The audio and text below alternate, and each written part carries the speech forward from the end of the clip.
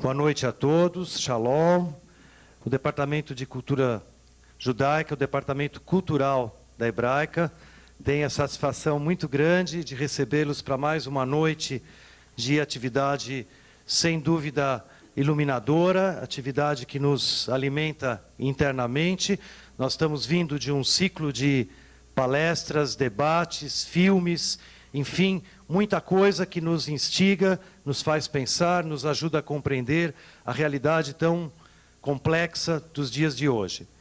A Hebraica se junta hoje à Sociedade Brasileira dos Amigos da Universidade Hebraica de Jerusalém, conta com o apoio do Instituto Brasileiro de Humanidades, IBH, e da Federação Israelita do Estado de São Paulo, para receber aqui em São Paulo Olavo de Carvalho, que chegou hoje para esse evento, um evento que numa segunda noite concorreu público tão animado e preparado para receber as palavras do Olavo, ouvir a sua preleção.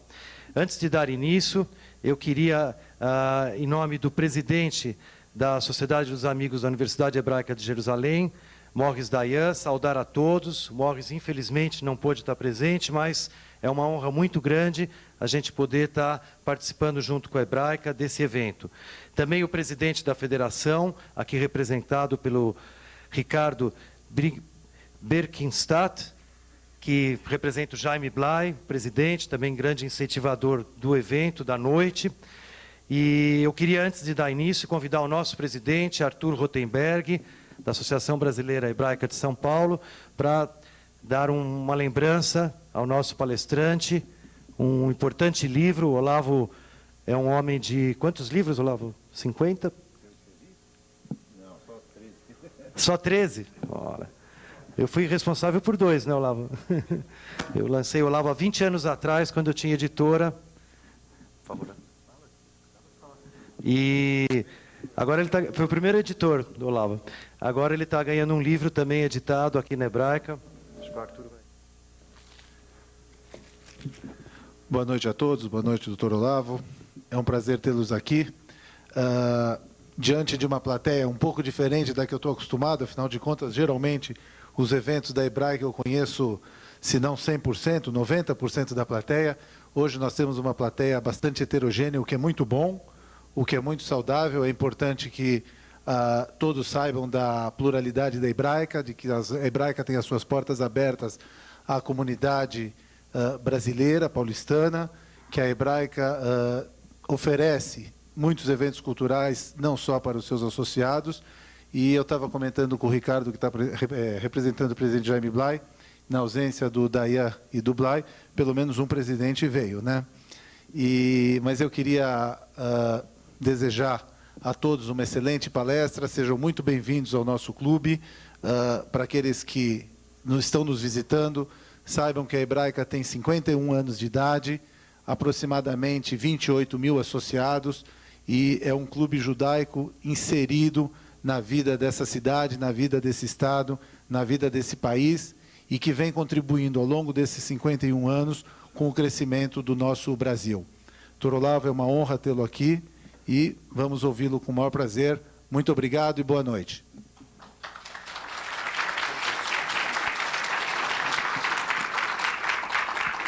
Eu queria aproveitar a oportunidade para passar às suas mãos um livro do nosso cinquentenário, que conta a história da Hebraica do dia em que ela foi concebida até o dia 31 de dezembro de 2003, quando nós terminamos as comemorações.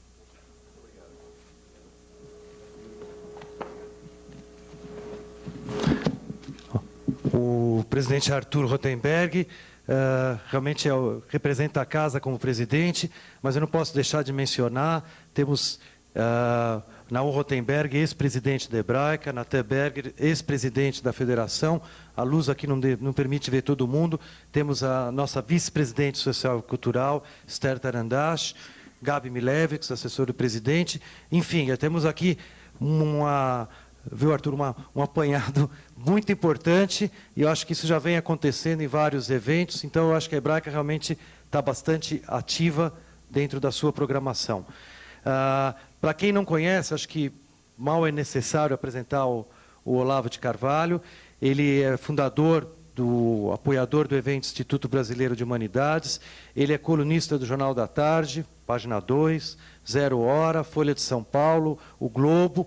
Ele tem, como ele falou, 13 livros publicados. Ele já publica há mais de 20 anos, né? Começamos em 84.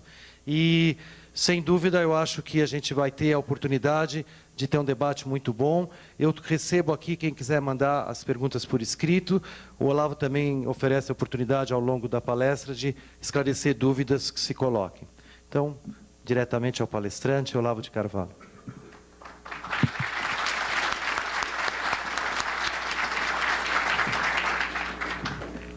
Então, muito obrigado, Arthur Rotenberg, ao Jacques, ao Zé Luiz pelas palavras gentis, e obrigado, sobretudo, a todos vocês que, enfrentando esta cidade, esse é o tempo maligno, vieram até aqui.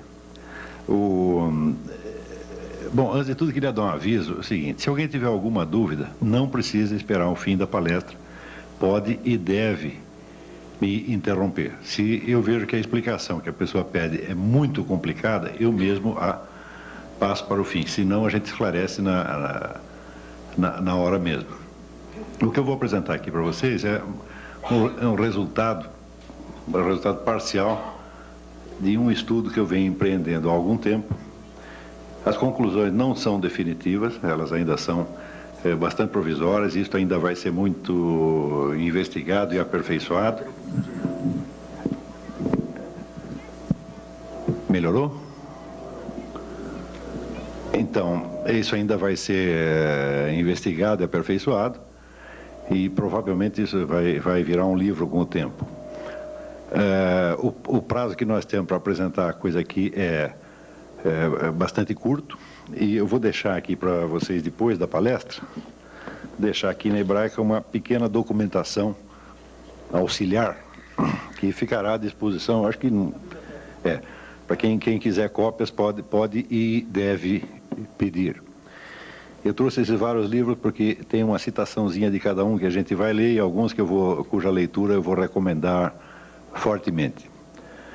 Se o ponto de partida dessa investigação parecer muito remoto, quer dizer, para falar de algo que está acontecendo no século XX, eu tiver que remontar até o século XVI, vocês não fiquem impacientes, não, é porque a coisa é realmente complicada.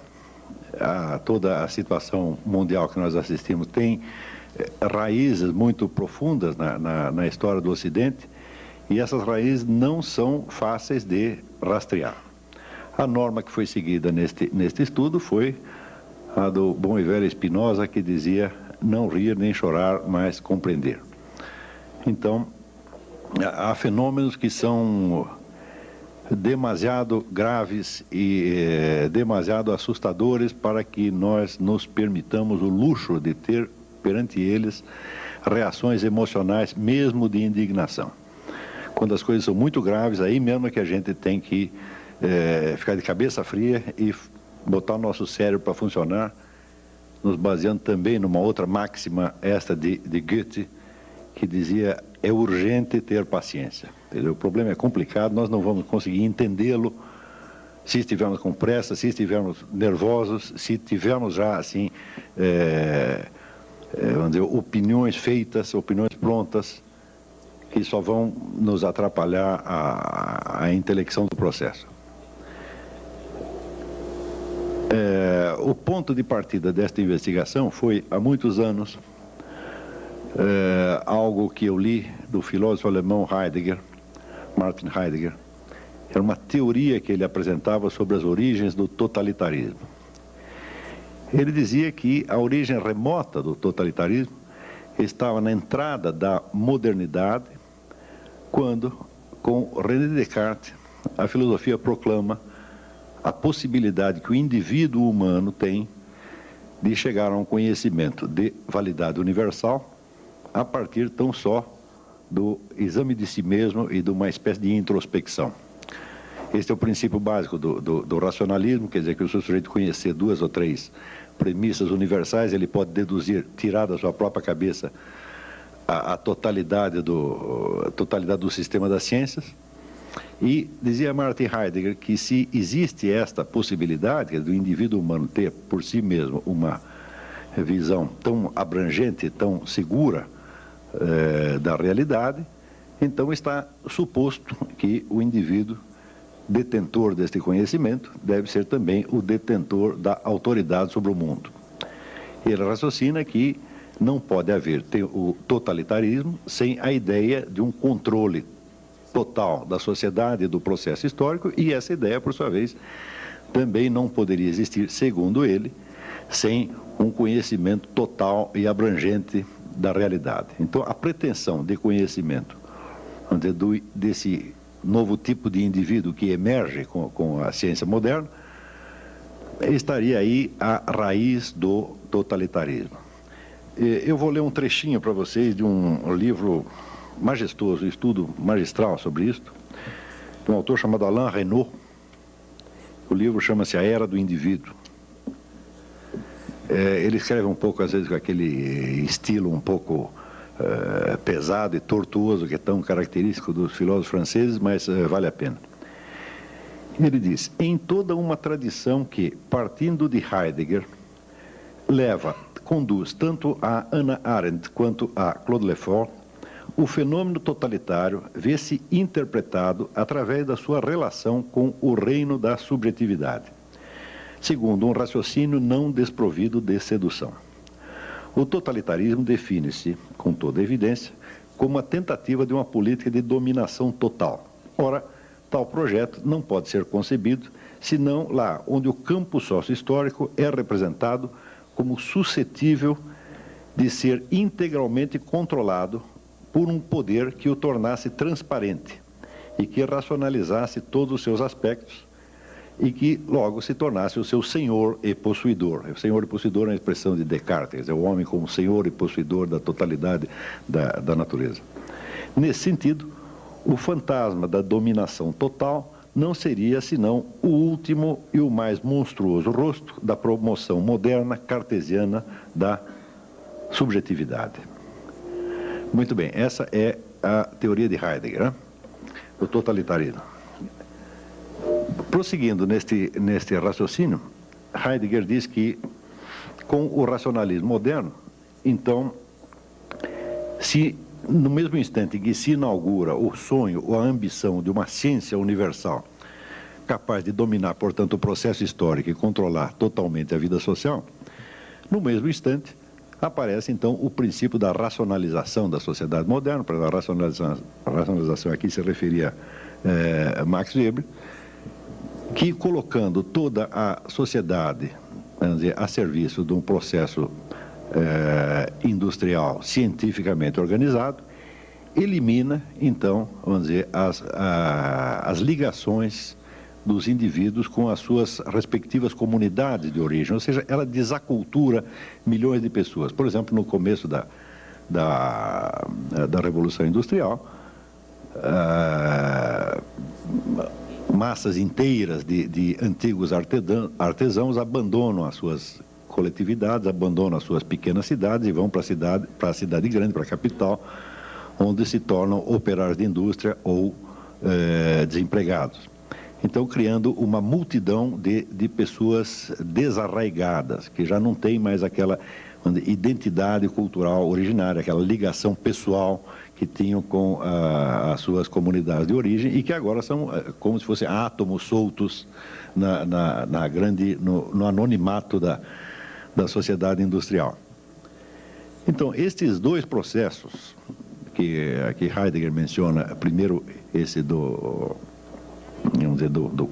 a ideia do controle total da mente humana sobre a realidade e a ideia do desarraigamento, aí estariam, vamos dizer, duas fontes, então, do totalitarismo moderno. Por um lado, pela ambição, vamos dizer, do controle total e, por outro lado, pela desumanização causada, vamos dizer, por esse rolo compressor da sociedade moderna que esmaga as pequenas comunidades, as culturas tradicionais, e instaura em lugar deles a máquina anônima e impessoal da sociedade industrial. Este diagnóstico que eu li há mais de 20 anos, e me pareceu razoável no momento. Só que mais tarde surgiram duas perguntas. A primeira pergunta é o seguinte, quer dizer que se o totalitarismo começa com essa exaltação da inteligência individual e da consciência individual, como é possível que a primeira coisa que o totalitarismo faça ao se instalar seja justamente esmagar todas as consciências individuais? Na verdade, se alguma consciência individual tem o primado num regime totalitário, só pode ser a consciência individual do governante, e a todas as outras é negado, então, um privilégio similar de conhecer a realidade tão bem quanto ele acha que conhece. De modo que, se alguma consciência individual chegou a ser, vamos dizer, exaltada e dignificada durante o regime totalitário, certamente foi a de Hitler, de Stalin e assim por diante. Mao Tse-tung, mas não certamente a das demais pessoas que viviam sob o seu domínio. E a segunda pergunta é, como é que, se Heidegger conhecia tão bem o espírito do totalitarismo, as suas causas, etc., etc., como é que ele arrumou uma carteirinha do Partido Nazista? Me parecia um pouco inconsistente a coisa, né? Então,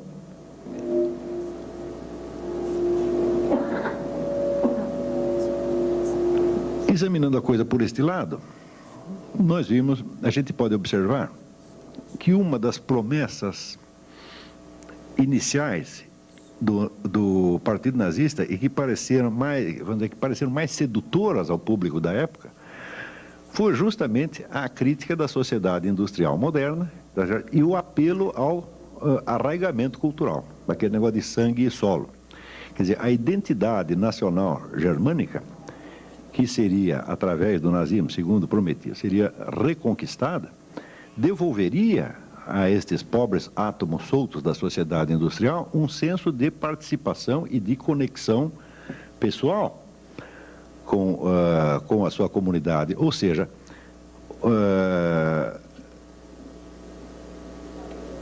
voltaria a restaurar um senso dentro da distinção de sociedade e comunidade. Quer dizer, o nazismo prometia uma restauração do senso de comunidade, tá certo? Sobretudo através, vamos dizer, da ligação com os símbolos nacionais, com o culto da raça, esse negócio todo. E isso pareceu ao público, então, bastante atraente durante algum tempo.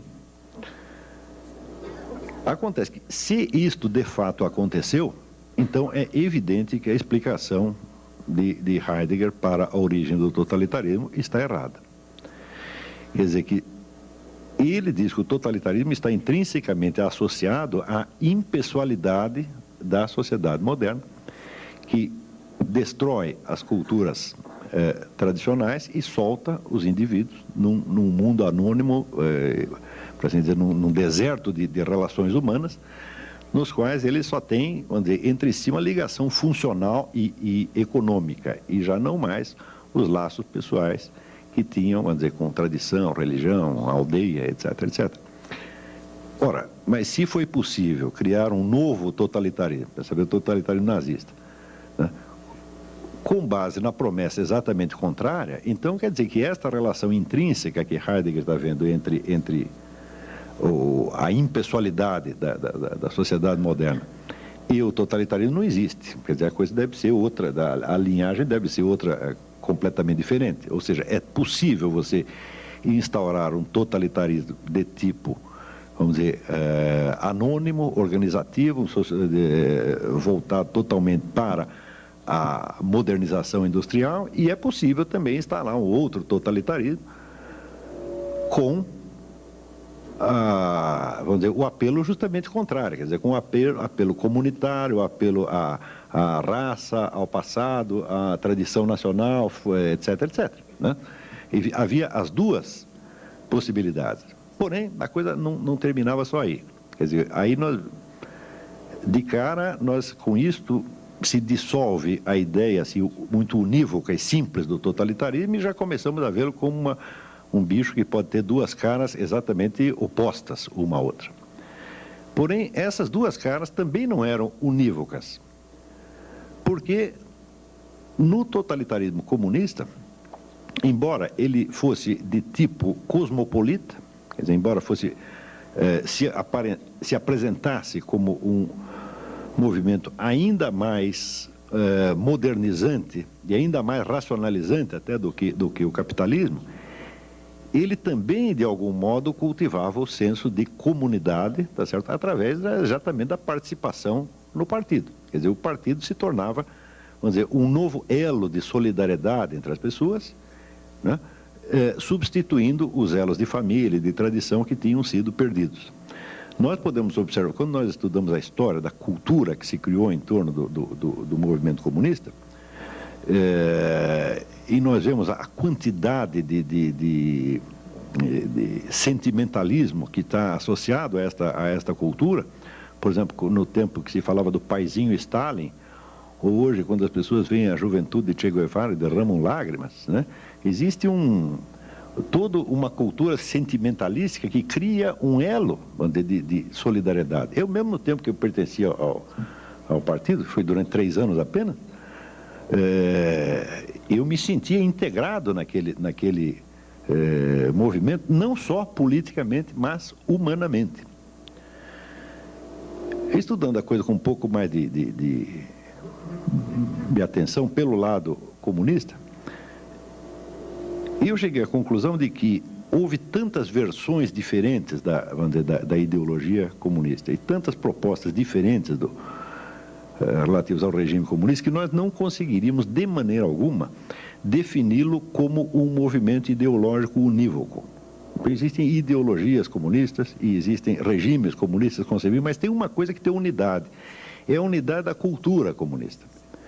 Quem quer que participe do movimento esquerdista, ele se integra, de certo modo, não num movimento ideológico unívoco, ele pode ter divergência com todo mundo ali, mas qualquer que seja a linha a que ele pertença, ele se integra na cultura e, sobretudo, na cultura psicológica do movimento comunista. E essa cultura psicológica, ela envolve o indivíduo sob todos os lados. Quer dizer, você trabalha com comunistas, você vai no bar com comunistas, você faz festa com comunistas, você está sempre cercado daquelas pessoas que lhe dão um senso de identidade e de pertinência e até de irmandade. Tá certo? Então, peraí, o comunismo, que seria o totalitarismo mais seco, mais frio e mais racional, ele também tem esse componente emocional e comunitário profundo. E, por outro lado, o totalitarismo nazista, cuja ideologia, cujo discurso era voltado para o apelo comunitário, para a volta às raízes, etc., etc., ele, por outro lado, ele tinha um processo de modernização industrial tão racional, tão frio e tão desumano quanto qualquer outro. Está compreendendo? Então, isso observando só pelo lado ideológico, não estou falando das realizações criminosas dos dois regimes, abstraindo isto.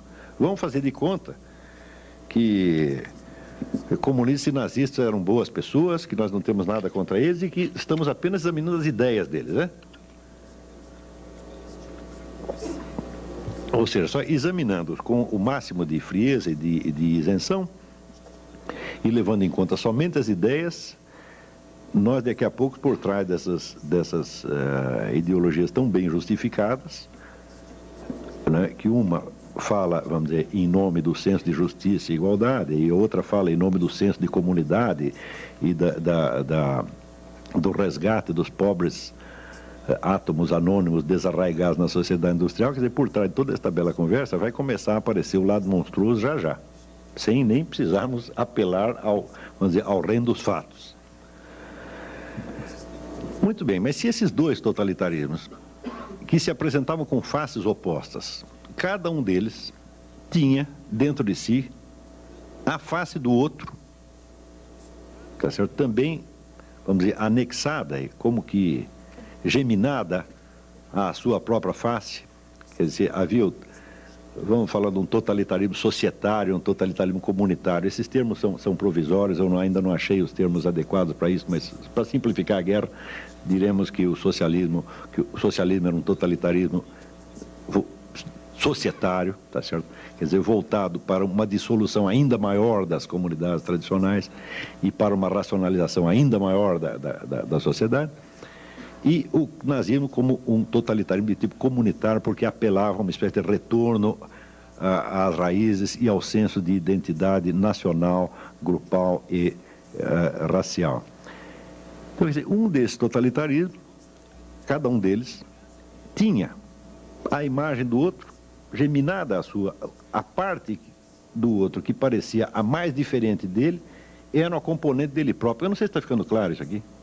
Está entendendo? Se houver qualquer dúvida, você me para, porque esse negócio é confuso mesmo, tá, né?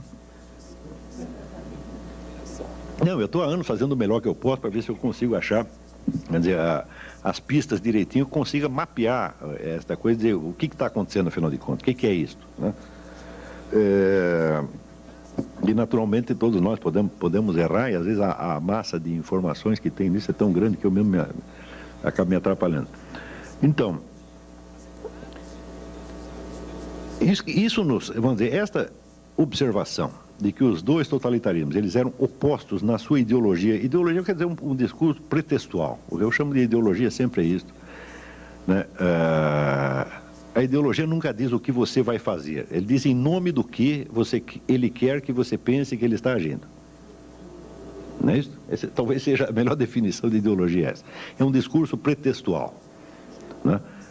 Então, se pegamos, vamos dizer, um partido qualquer, ele sempre terá dois programas. Tem um programa interno que é para a sua orientação, tá certo? Quer dizer, o que ele vai fazer realmente, a sua estratégia, etc, etc. E tem o discurso de autojustificação ideológica, que é o que ele quer que os outros pensem que ele está fazendo, mas que às vezes não é exatamente o que está fazendo.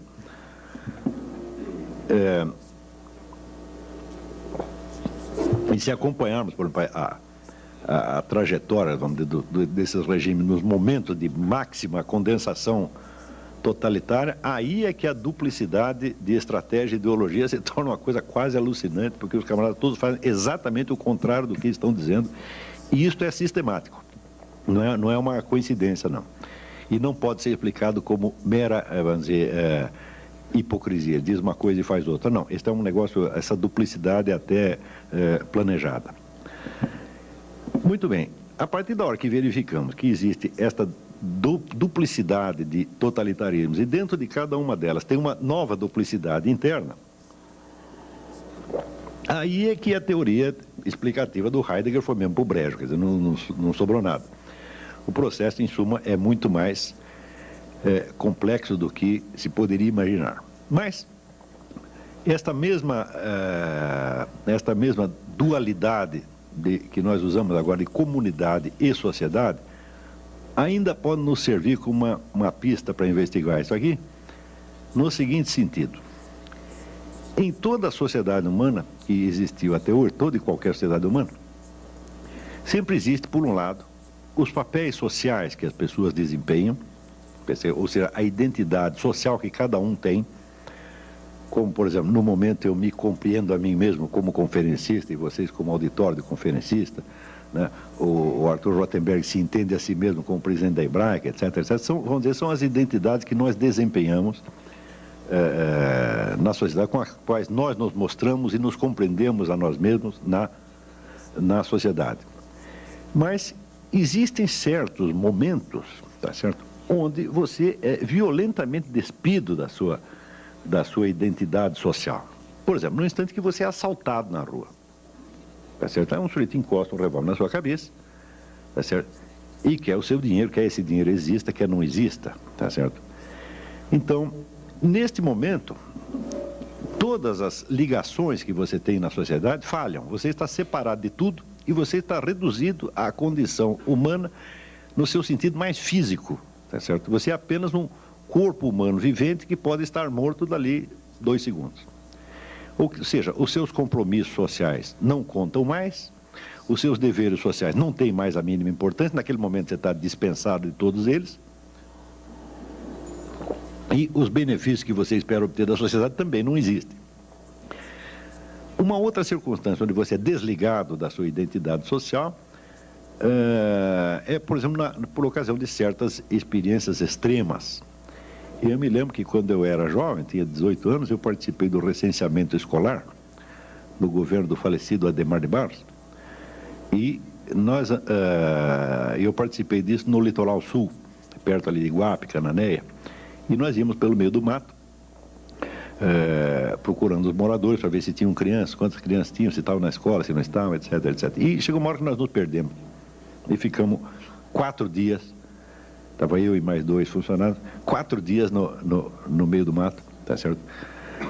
Então, ali nós sentimos o que era estar totalmente desamparado das nossas conexões sociais. Ali não havia mais, nenhum de nós era nem mais cidadão brasileiro, nem eleitor, nem pai, nem mãe, nós éramos apenas organismos humanos ameaçados.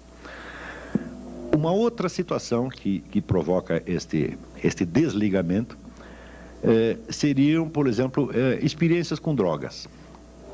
O drogado não tem uma identidade social, ele não sabe quais são os seus direitos e deveres sociais, etc, etc. Ele está reduzido a um conjunto, vamos dizer, de sensações e imaginações que assinalam a sua condição de corpo vivente, de organismo vivente, tá certo? E nesse instante, ele pode se relacionar com outras pessoas, mas não através do papel social. É um tipo de relação mais primitiva, tá certo? E que implica, por um lado, a total insegurança, mas por outro também a total liberdade.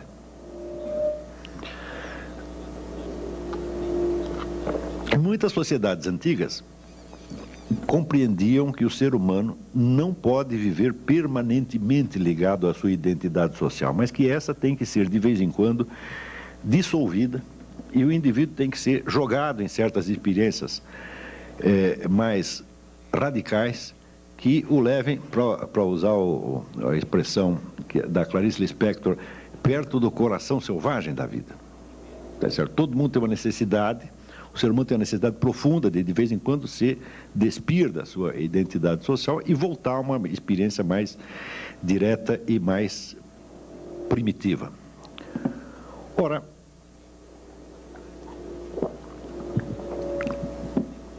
se entender essa diferenciação dos papéis sociais e da experiência mais direta, ficou claro isso?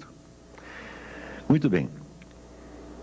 Todos os movimentos totalitários, sem exceção, conseguiram colocar massas de pessoas trabalhando por um tipo de organização social mais centralizada, mais controladora e, de certo modo, até mais racional, mais unificada, utilizando justamente este tipo de experiências que despiam a pessoa da sua identidade social e entregavam vamos dizer, a uma certa vivência mais brutal, mais direta e mais primitiva, e imediatamente vestiam nele uma outra identidade, agora já conforme aos planos do Partido Comunista Nazista, etc, etc.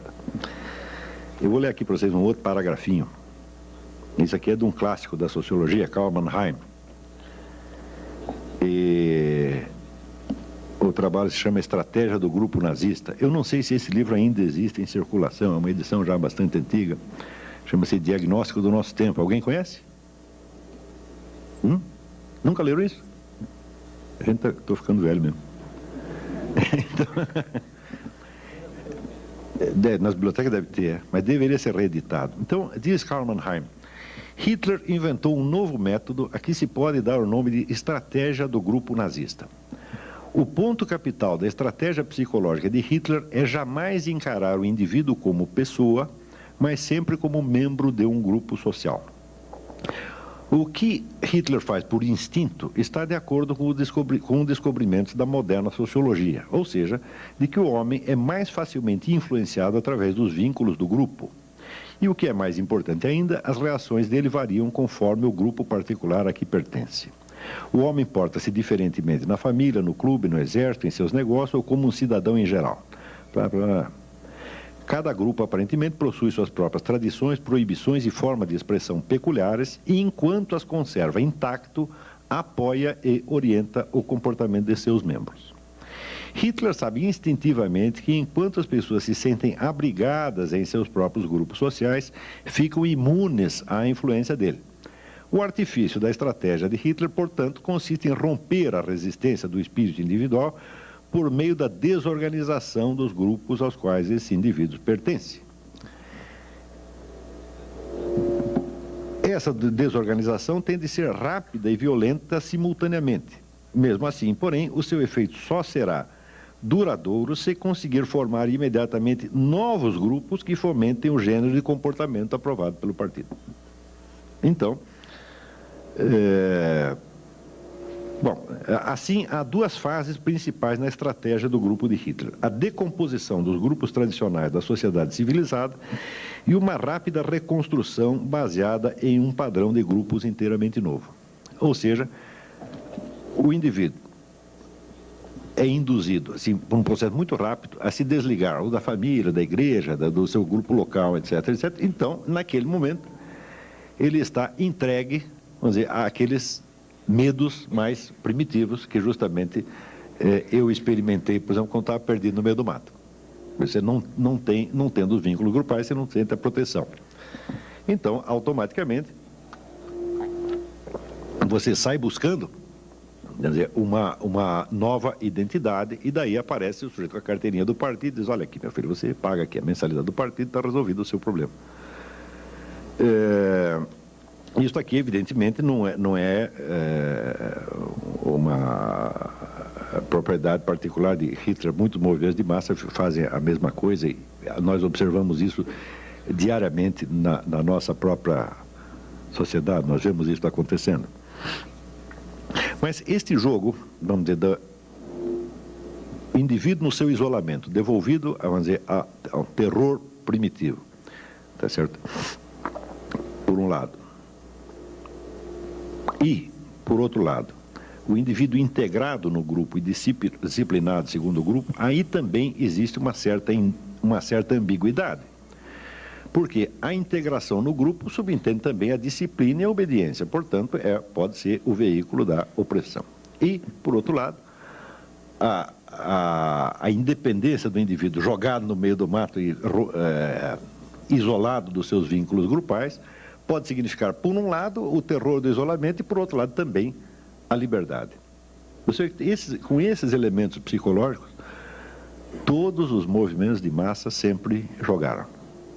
É por isso que você entende que eles podem, por um lado, te prometer a liberdade no instante mesmo em que te submetem a uma disciplina ainda mais pesada do que aquela que você tinha antes. Quer dizer, você quer se libertar, por exemplo, você quer se libertar do seu pai? Eu digo, bom, agora vamos botar um comissário político nas suas costas e você vai ver o que é bom para tosse, tá certo? Se liberta da família, cai dentro do Partido Comunista, Partido Nazista, uma coisa assim, onde certamente vão te oprimir muito mais. Então, existe esse jogo, na verdade, quádruplo, quer dizer, o isolamento como terror e como liberdade, e a ligação como proteção e como opressão. Ora, o fato é que dos dois grandes movimentos totalitários do século XX, o comunismo e o nazismo, cada um deles, em função do seu modo de articular estes quatro polos, tinha certas limitações que, independentemente de quaisquer erros estratégicos ou até independentemente das violências e crueldades que acabaram fazendo na prática, impedia a sua expansão além de um certo ponto. Ou seja, o senso de participação comunitária que se podia obter através do comunismo era bastante limitado, porque, afinal de contas, vamos dizer, uma comunidade internacional de proletários é uma comunidade anônima, é uma comunidade onde não existe mesmo a identidade individual, onde o indivíduo se dissolve, tá certo? Dissolve a sua individualidade numa multidão, né, de átomos iguais. Quer dizer, nesse sentido, o comunismo agravaria, vamos dizer, a impessoalidade da sociedade industrial, ainda que prometendo uma comunidade. E, por outro lado, a ideologia nazista, na mesma medida em que prometia aos indivíduos um arraigamento comunitário, por isto mesmo, era uma ideologia de tipo nacional e até racial, que só serve para quem é daquela nacionalidade e daquela raça. Quer dizer, eu não vejo... Quer dizer, no Brasil tudo é possível. Uma vez eu vi um sujeito na televisão dando uma entrevista, era o porta-voz do Partido Nazista Brasileiro, era um mulato. Eu não sei como é que ele conseguiu. Mas eu não estou falando de brasileiro, estou falando de pessoas racionais. Racionalmente falando, quer dizer, uma ideologia da raça superior só interessa a quem pertence à raça superior, o que evidentemente não é o nosso caso, tá certo? Então, você vê que, não sei se vocês já repararam, mas sempre que existe uma teoria da superioridade racial, por uma maravilhosa coincidência, essa raça é sempre a do teórico. Vocês já viram algum teórico racista que pertence à raça inferior? Não é só eu pertenço à raça inferior, os outros não. Então,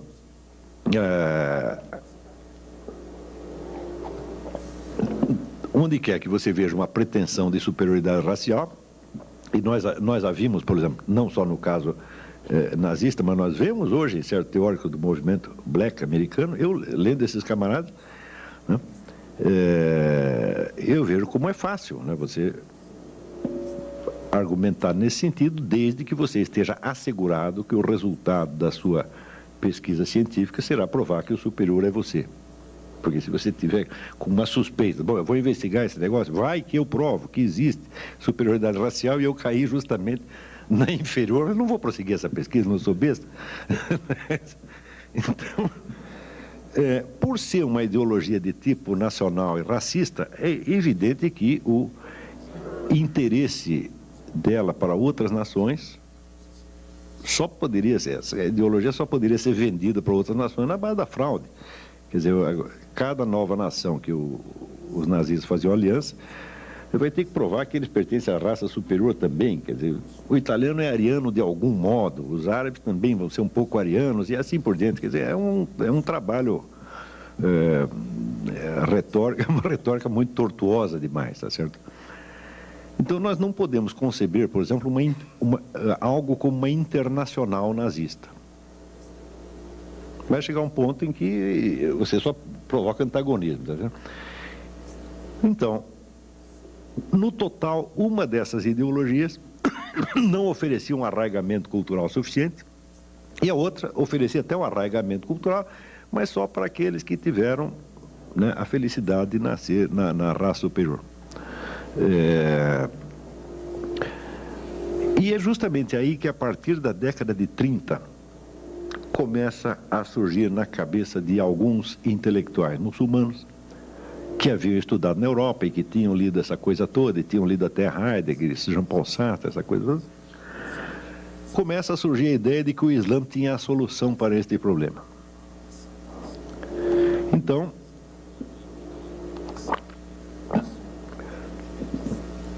pelo lado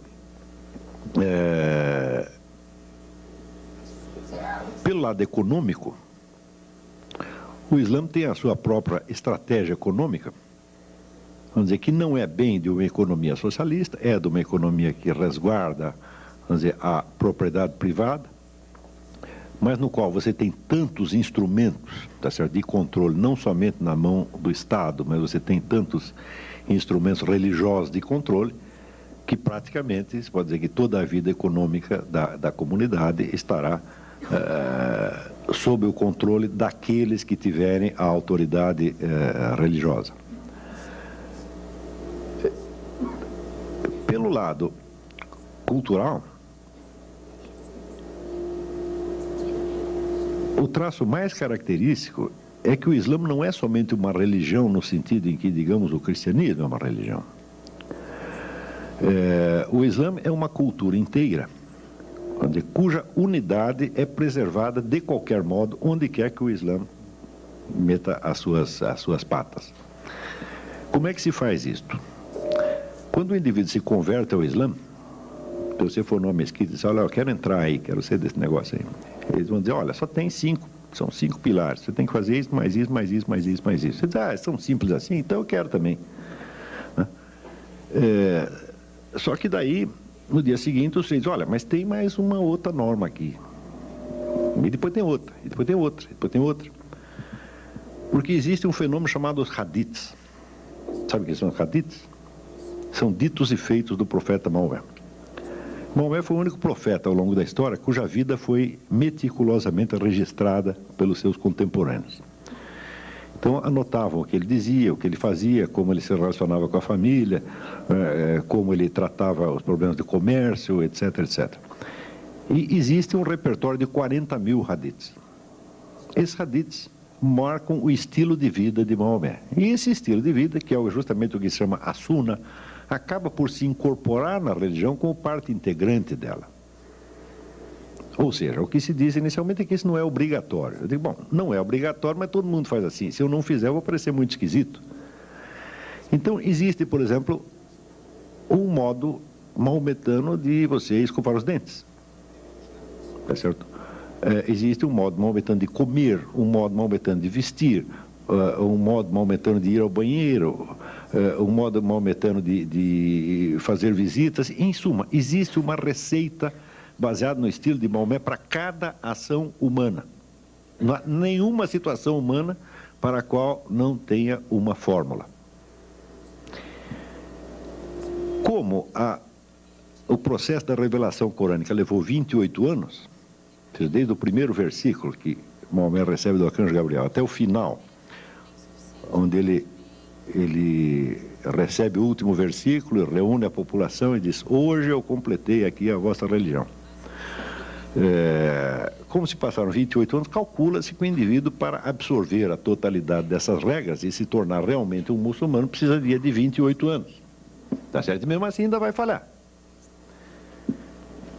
Se falhar também, não tem problema, porque a comunidade inteira está de olho em você, dizendo: tal coisa não se faz assim, não diga isso, tá certo? Não se sente assim, não pega comida assada, não escova os dentes assim. Está entendendo? Então, existe um cerco total. Nós podemos comparar... vocês já repararam que não existe muita propaganda islâmica. Já viram isso? Não vê propaganda islâmica, porque o Islã, ele se expande mais ou menos como uma ameba. Ele engole a ameba que está do lado, entendeu? Então, a hora que o sujeito entra no Islã, ele é totalmente absorvido em todos os aspectos da sua vida. E essa absorção é progressiva. Isso quer dizer que a possibilidade do indivíduo ser religiosamente islâmico, tá certo? E conservar os hábitos da sua cultura originária é praticamente nula. Quando o Islã cresce, ele leva não somente uma doutrina religiosa, mas leva uma cultura inteira. Então, não é verdade o sujeito dizer que quem é islamizado não é arabizado, tá certo? Porque todos esses costumes são realmente árabes, são os costumes de Maomé. Então, quando você vê a variedade, por exemplo, de estilos de vida, de estilos culturais, que existiram entre grupos judaicos ou grupos cristãos ao longo do tempo, para você comparar, sei lá, um judeu africano, tá certo, com um judeu russo, com um alemão, você vai ver que eles realmente pertencem a culturas diferentes. E que entre o seu judaísmo e a cultura local, eles procuram fazer, vamos dizer, algum arranjo. Não é isso? Porque às vezes dá mais certo, às vezes não dá certo. Mas, nesse sentido, eu sugeriria a leitura de um livro, Jacob Wasserman. Quem aqui conhece Jacob Wasserman? Ninguém nunca leu Jacob Wasserman? Uma pessoa? É um homem feliz. O Jacob Wasserman é o Dostoiévski do século XX, do maior romancista da humanidade. E ele escreveu, além dos romances, escreveu um livro que chama O Meu Caminho como Judeu e como Alemão. E ele vai investigando esse paralelismo da condição de judeu e de alemão até chegar a um ponto que você olha, isso aqui é inseparável, nós não temos mais como nos separar da nossa germanidade. Né? Bom, mas isso é porque nasceu lá. Se tivesse nascido na Rússia, seria outro negócio. Isso para o muçulmano não pode acontecer. Se o muçulmano esteja onde estiver, ele participará mais intensamente da cultura islâmica do que da cultura local. E, em geral, naquilo que essa cultura local não coincida com os valores islâmicos, ele a condenará, tá certo, de maneira bastante rigorosa e se absterá de participar dela, tá certo, em todos os seus detalhes. Isso quer dizer que o senso de participação comunitária que o Islã dá aos seus membros é não apenas intenso e profundo, mas é total. Quer dizer, a adesão ao Islã é imediatamente uma nova identidade comunitária. E é, ao mesmo tempo, a participação numa estratégia mundial. Então,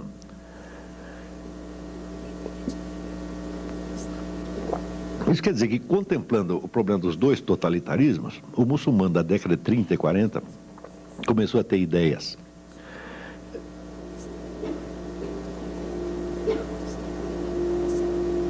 Algumas dessas ideias, evidentemente, eram de origem ocidental mesmo, tirado do próprio Heidegger. Heidegger foi muito lido entre os líderes islâmicos. Eu lhes recomendo uma outra leitura, que é a autobiografia intelectual de Seyyed Hossein Nasr. Seyyed Hossein Nasr é um grande filósofo iraniano. Ele foi ministro da cultura do Irã no tempo do Reza Pahlavi. Essas maquininhas infernais são um problema, hein? Então, ele foi ministro da cultura no tempo do Reza Pahlavi, e ele conta ali a educação que ele teve nos anos 30 no Irã. Então, ali por aí você tem a ideia do que um rapaz de família rica e culta poderia ter acesso naqueles anos. Toda a cultura europeia da época era transparente para eles. Eles sabiam tudo. Quer dizer, nas casas das pessoas ricas ali de Teherã, eram assiduamente frequentadas por representantes do existencialismo, do marxismo, etc. Tudo que tinha de bom e de melhor na Europa aparecia lá. Eles não estavam de maneira alguma desligados. Então eles tinham isso e ainda tinham todo o aporte tradicional islâmico. Então o Seyyed Hossein Nasr diz que ele cresceu ouvindo as tias deles recitarem poesia tradicional persa, né? Ele mesmo aprendendo a recitar o Corão de cor desde pequeno, e ao mesmo tempo ele tinha acesso, vamos dizer, à cultura europeia em todas as suas versões. Quer dizer, por exemplo, a liderança intelectual comunista da época frequentava também a casa daquele pessoal e tal. O pessoal ligado ao existencialismo, até existencialismo cristão, tal como Gabriel Marcel, também era totalmente conhecido ali. Então eles tiveram uma espécie de mostruário da cultura mundial, na qual ao mesmo tempo não tinham nenhuma participação ativa. Quer dizer, eles estavam vendo tudo e não estavam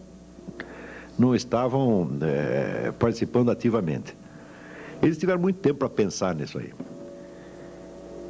Então, a ideia de que o totalitarismo islâmico pudesse resolver os enigmas, resolver as contradições dos dois totalitarismos anteriores, aparece também pelo fato de que que agentes dos dois regimes totalitários tiveram uma atuação intensa em todo o mundo islâmico, já desde antes da guerra e até hoje. Então, você vê, existe, por exemplo, um depoimento de um sujeito que foi chefe do serviço de inteligência romeno, chama-se Ion Mihai Pacepa. Não sei se vocês sabem, mas a União Soviética, nas operações dela no terceiro mundo, ela não jamais a KGB agia diretamente. A KGB agia diretamente na Europa e nos Estados Unidos. Para os países do terceiro mundo, ela usava os serviços secretos dos países satélites que eram treinados especificamente para isso. E esse Pacepa, ele diz nada menos que o seguinte, ele diz, olha, Yasser Arafat foi meu discípulo. Eu que dei toda a formação ideológica dele, eu garanto para você que ele é um marxista-leninista de primeiríssima ordem. Ele foi treinado como militante do partido. Isso para você ter ideia da profundidade da penetração comunista. Quanto à penetração nazista, nós podemos dar dois exemplos. Um é bastante conhecido, um era o grande mufti de Jerusalém, que ainda durante a guerra fez uma viagem a Berlim, sendo recebido pelo Führer e dando uma entrevista no rádio, fazendo um discurso no rádio de Berlim, solicitando ao Führer que tivesse a gentileza de estender a tal da solução final aos judeus de Jerusalém. porque eles estavam sendo discriminados, coitado, não podia ficar assim, né? Quer dizer, por que dar aquilo só aos da Europa, né? Então, você vê que este indivíduo é tido até hoje no mundo islâmico como uma espécie de santo. É um líder religioso que ficou na memória popular e que é idolatrado até hoje. Um outro que é do mesmo teor é Khairallah Tulfa, que era tio de Saddam Hussein. Khairallah Tulfa é um indivíduo que, na década de 40, tentou um golpe nazista. Ele tem livros publicados, sobrou pelo menos um, tá certo? Na qual a sua defesa do nazismo é explícita, tá certo? E ele tenta um golpe de tipo nazista e se dá mal. Este foi o sujeito que criou Saddam Hussein. O Saddam ficou órfão, foi criado por esse camarada. Esse era o tio e guru dele. Então, isso aí são só exemplos soltos. Aqui nesta documentação aqui tem mais alguns, para vocês terem ideia da profundidade da penetração, tanto dos intelectuais europeus lá, quanto da penetração dos serviços de inteligência nazistas e soviéticos, tá certo? Então, isso quer dizer que esses muçulmanos, eles tiveram a ocasião de assistir tudo isso como se fosse numa televisão, tá vendo? E aperfeiçoar com essa experiência as suas ideias sobre o que seria um regime islâmico.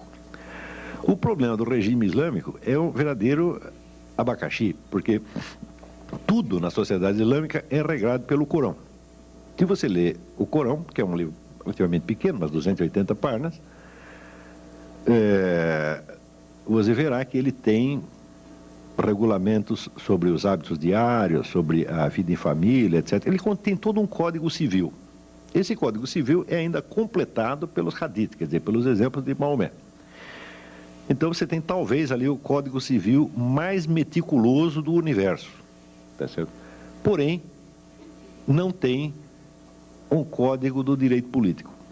Não diz uma palavra sobre o que deve ser o regime político. Graças a este fenômeno é que surgiu este problema de xiitas e sunitas. Porque enquanto Maomé esteve vivo, então, de certo modo, ele condensava na pessoa dele os vários aspectos da sociedade e da liderança islâmica. Ele era, ao mesmo tempo, um líder religioso, um líder militar, era o guru da população, ele era ministro de todas as pastas e assim por diante. Então, ele era o fator de unidade do regime entre aspas, islâmico. Não havia regime nenhum, o regime era ele. E era um homem de um gênio absolutamente extraordinário, que tinha solução para todos os problemas. Então, enquanto ele vivia, ninguém teve que raciocinar muito, porque ele resolvia tudo, né? Quando o sujeito morreu, no dia seguinte, já deu o rolo. Porque aí eles perceberam que não havia regime nenhum. Então, primeiro, nós temos que eleger nós temos que ter um chefe esse negócio, né? Então, alguns achavam que esse chefe tinha que ser, vamos dizer, um continuador da obra de Maomé. Portanto, alguém investido também da missão profética e dotado do carisma profético. E outros disseram, não, de jeito nenhum, o único profeta que teve é esse. Ele disse que ele era o selo da profecia, então acabou, não tem mais profeta agora. Então tem que ter apenas um governante civil, tá certo? E o guiamento espiritual da comunidade deve caber à própria comunidade nos seus, vamos dizer, representantes mais eruditos e mais ilustres, que formariam o que se chama Uma. Uma é a comunidade, mas não a comunidade no sentido de todo mundo. A Uma é a comunidade de todo mundo que pensa e que está interessado no assunto, né? Então, esta entidade informal, a Uma, é que seria o guiamento espiritual da comunidade. E outra acharam, não, nós temos que ter aqui um profeta, e escolheram, evidentemente, o genro de Maomé, Ali, que era, de fato, espiritualmente, o homem mais notável da comunidade, não só espiritualmente, mas intelectualmente, sobre um monte, era um tipo muito especial. Né? Agora, acharam que ele era ainda mais especial do que era, porque acharam que havia realmente nele o carisma da profecia. Então, é uma espécie de continuador do profeta. Então, é isso que é a distinção entre sunita e xiita. Sunna quer dizer os costumes, e os costumes não é nada mais do que a coleção dos hadiths, quer dizer, a coleção daquilo que foi copiado, foi anotado da vida de Maomé e que serve como modelo para a conduta de gerações e gerações de muçulmanos. E xiita não quer dizer nada mais do que Shia, quer dizer os companheiros, que são os companheiros de Ali, aqueles que ficaram fiéis a ele, que eram a minoria. E entre os xiitas, então surge a ideia de que a profecia prossegue ao longo dos tempos, tá certo? Então a subsistência da comunidade depende de haver um líder carismático a cada nova geração.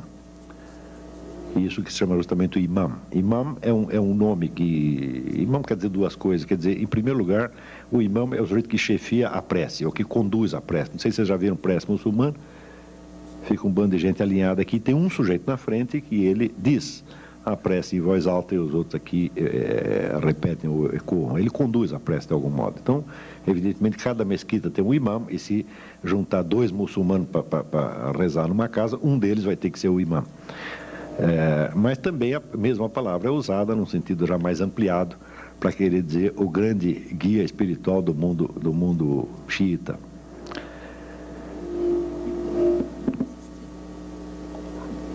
Esta divisão de sunita e xiita então já mostra, vamos dizer, a indefinição e a contradição interna do Estado Islâmico. Você falar de Estado Islâmico é até estranho, porque até hoje ninguém sabe o que é um regime islâmico. Durante muito tempo ficou assim, e esta indefinição fez com que ao longo do tempo se consolidasse uma noção muito peculiar do que é a legitimidade de um governo. Evidentemente, toda a teoria do Estado subentende o que seria o critério de legitimidade do governante. No mundo islâmico, o governo legítimo, a critério do governo legítimo é o seguinte: o governo legítimo é aquele que existe. A partir da hora que ele cessou de existir, nós descobrimos que ele não era legítimo, ou que deixou de ser. Porque o governo expressa, então, a vontade de Deus. Se o sujeito ainda é governante, é porque Deus quer que ele esteja lá. Se ele deixou de ser, é porque Deus o tirou de lá, então perdeu a legitimidade. É evidente que isso é um convite a golpes de Estado, revoluções, etc, etc. Quer dizer, cada um diz, olha, o sujeito está lá, ele pensa que é legítimo, todo mundo pensa que é legítimo, mas eu vou mostrar que não era. Tá certo? Então, a tremenda instabilidade política do mundo islâmico, que só cessa em certos momentos quando algum grupo, alguma dinastia excepcionalmente feroz consegue impor ordem ao conjunto, é algo que, vamos dizer, se prolongou até o século XX. No século XX, quando se intensificam os contatos intelectuais e políticos entre o mundo islâmico e a Europa, naturalmente surge a ideia, não, peraí, nós precisamos formular direito este negócio do que seria um regime islâmico. E aí que surge um indivíduo chamado Said Qutb. Said Qutb era um revolucionário egípcio que escreveu um comentário ao Corão em 30 volumes, chamado A Sombra do Corão. Né? Isso aí, para mim, foi um ato falho freudiano, porque se fosse coisa boa, seria a luz do Corão, não a sombra. Né? Então, acho que ele de fato se enganou. Então, o que ele faz é uma interpretação politizada do Corão, versículo por versículo. Ele faz uma espécie de teologia da libertação islâmica. E este foi o fundador, depois, da entidade que se chamou a Fraternidade Islâmica, tá certo? Que é, vamos dizer, a entidade que dá um senso, vamos dizer, de unidade à militância islâmica em todo o mundo. É evidente que uma obra em 30 volumes eu não vou poder resumi-la nem em 30 linhas, muito menos em 30 palavras. Então, não vou resumir, eu vou só dar um exemplo. Por este exemplo, vocês já pegam a índole da doutrina. Said Qutb pega as sentenças do Corão, tá certo? E as interpreta baseado no pressuposto, pois islamicamente inteiramente aceitável e até obrigatório, de que as sentenças de Deus têm uma validade absoluta.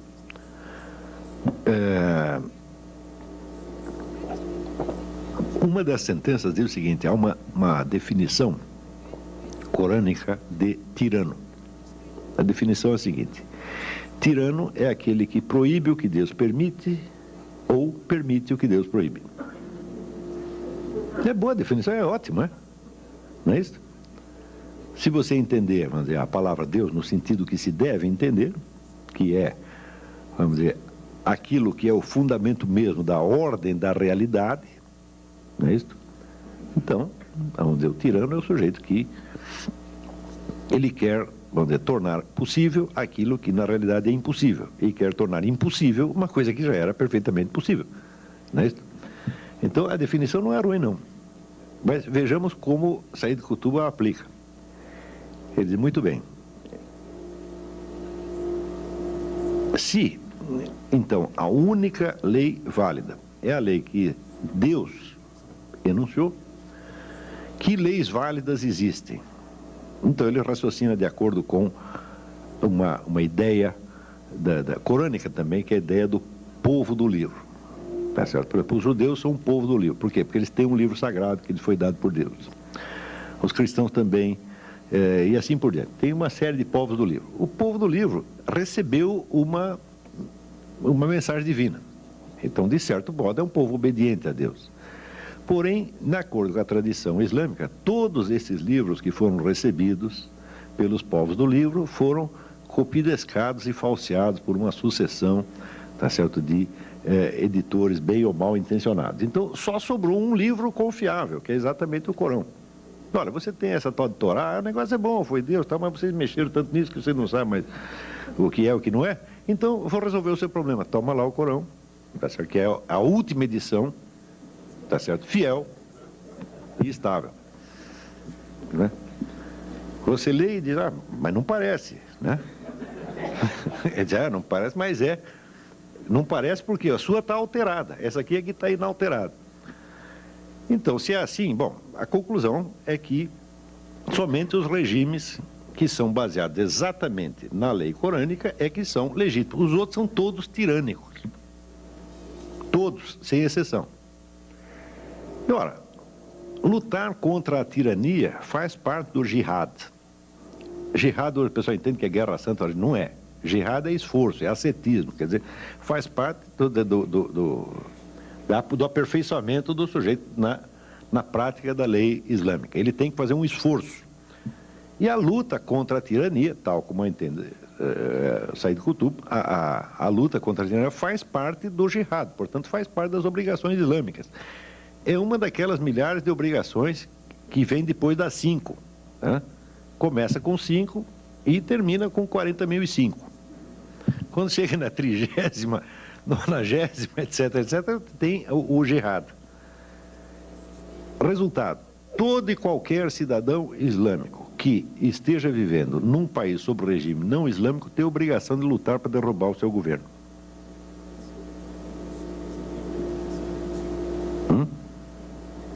Isso não é um modo de dizer, é uma coisa assim, muito simples e direta. Você está aqui no Brasil, o governo é islâmico? Não. Então você tem que derrubar. Esta ideia está circulando, vamos dizer, nos livros de Said Qutb desde a década de 30. E Said Qutb foi lido por todo mundo. Tá certo? Said Qutb tem no mundo islâmico vamos dizer, um público como o Billy Graham tem nos Estados Unidos, ou como... Não, que Bispo Macedo? 40 Bispo Macedo. Tá, não? Não tem aqui um líder religioso comparável. Você vai falar, o Frei Beto, o Leonardo Boff? Fala, não, esses aí meia dúzia de pessoas leram. O Said Qutb, assim, todo mundo leu. E quem não leu, ouviu falar e recebeu a mensagem dele de algum modo. As primeiras gerações de muçulmanos que ouviram esse sujeito falar acharam aquilo horrível. Tanto que acharam horrível que Said Qutb foi enforcado pelo governo egípcio. Tá certo? Mas as gerações seguintes começaram a gostar do negócio. Então, você pode dar por bastante razoável a ideia de que as doutrinas de Said Qutb já se impregnaram totalmente no movimento islâmico, não só nas entidades mais ostensivamente radicais, mas há um fundo daquilo em toda a sociedade. Esta progressiva formação da ideia do governo islâmico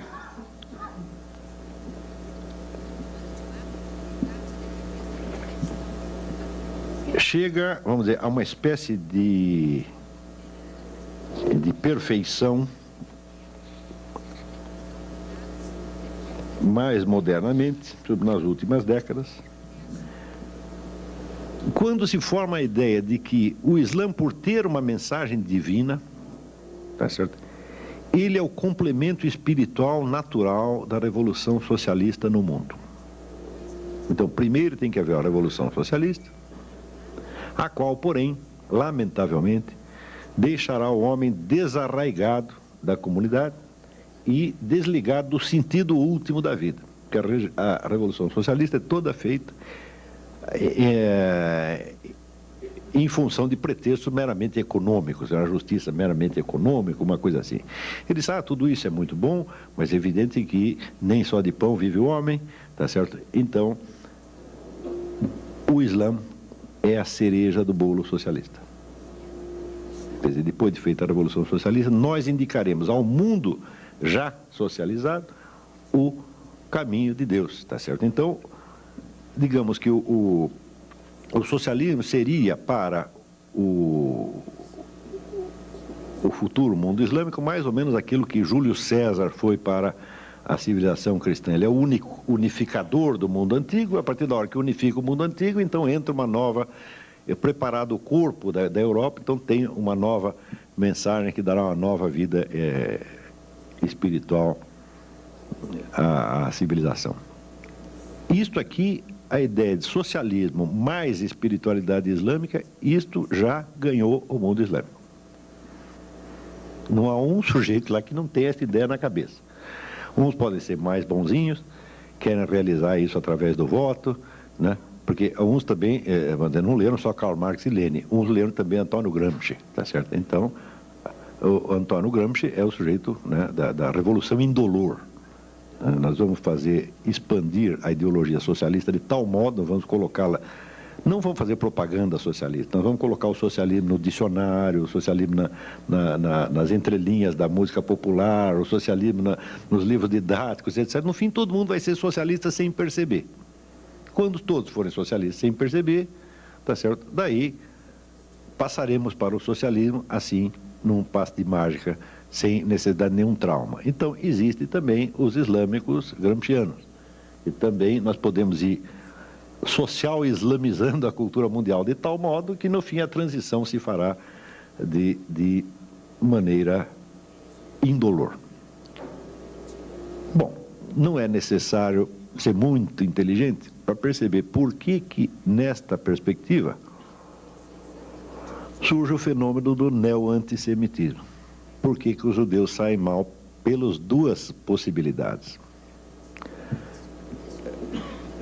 Quando eu comecei a estudar isso, veja esse fenômeno do neo-antissemitismo, que agora está todo mundo assustado, e todo mundo considerando um negócio imprevisto, eu devo me gabar, tá certo? Se é que isso é motivo de se gabar, de que muitos anos atrás, eu já sabia que isso tinha acontecido. A partir desses estudos, eu falei, mas é impossível, os caras vão querer, mas daqui 10, 15 anos vão querer tirar o judeu do caminho.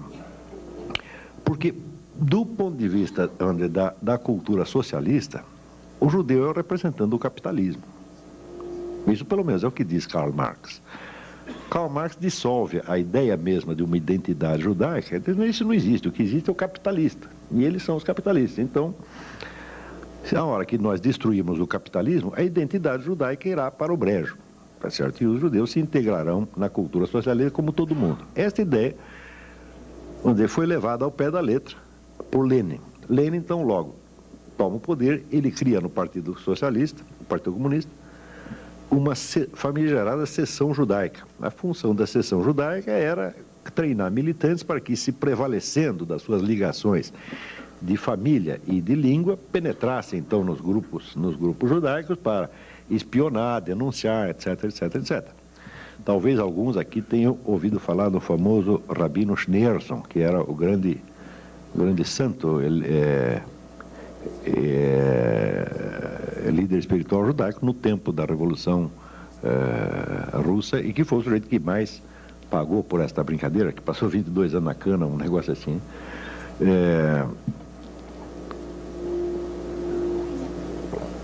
E, naturalmente, vamos dizer, pelo outro lado, Você imagina o que significa para um povo como o alemão, que ainda no século XVIII se acreditava na Europa que o alemão era que era uma língua boa para se falar com os cavalos. Você não tinha cultura de língua alemã no século XVIII? Não é isso? Você veja que ainda no século XVIII, começo do século XVIII, o maior dos filósofos alemães, Leibniz, não escrevia em alemão. O alemão não estava pronto para isso, escrevia em latim ou francês. Então você imagina para um povo que está começando a emergir, né, começando a sair está começando a descer da árvore, né? Ele ter dentro do seu território um outro povo que tem 5.000 anos de experiência, tá certo?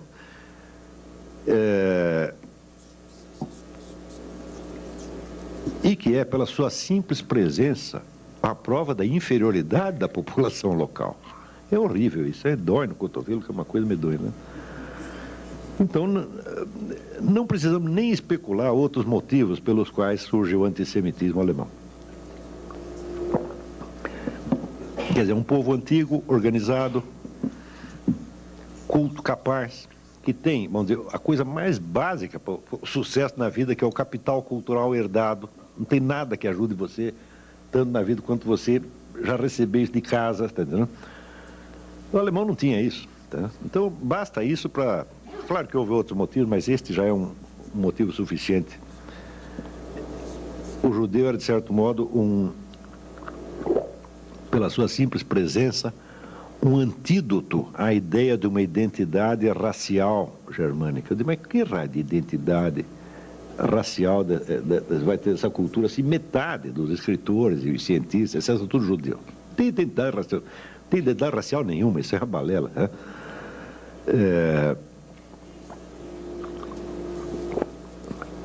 Então, é claro que o judeu era uma pedra no sapato dos dois totalitarismos, tá certo? Então, como esses dois já tiveram a sua chance no mundo, e embora o comunismo ainda seja, de algum modo, uma coisa atraente para muitas pessoas, pelo menos filosoficamente ou intelectualmente, é uma ideia em decomposição, tá certo?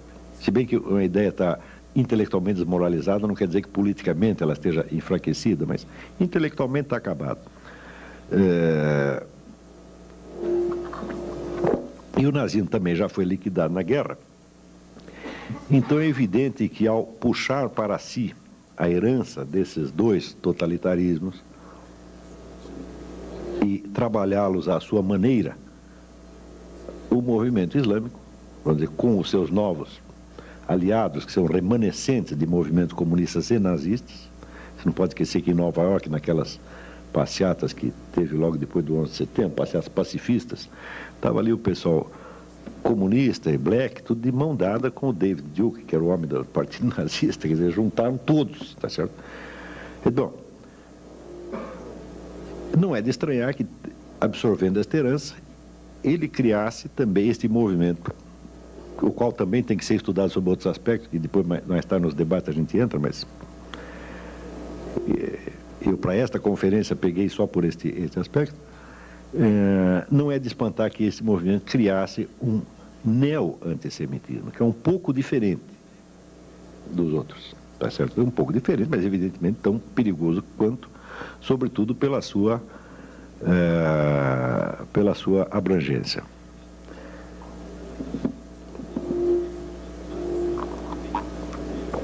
Agora, tem um lado desagradável da história. É que, ao longo de toda a formação desses movimentos ideológicos modernos, tá certo?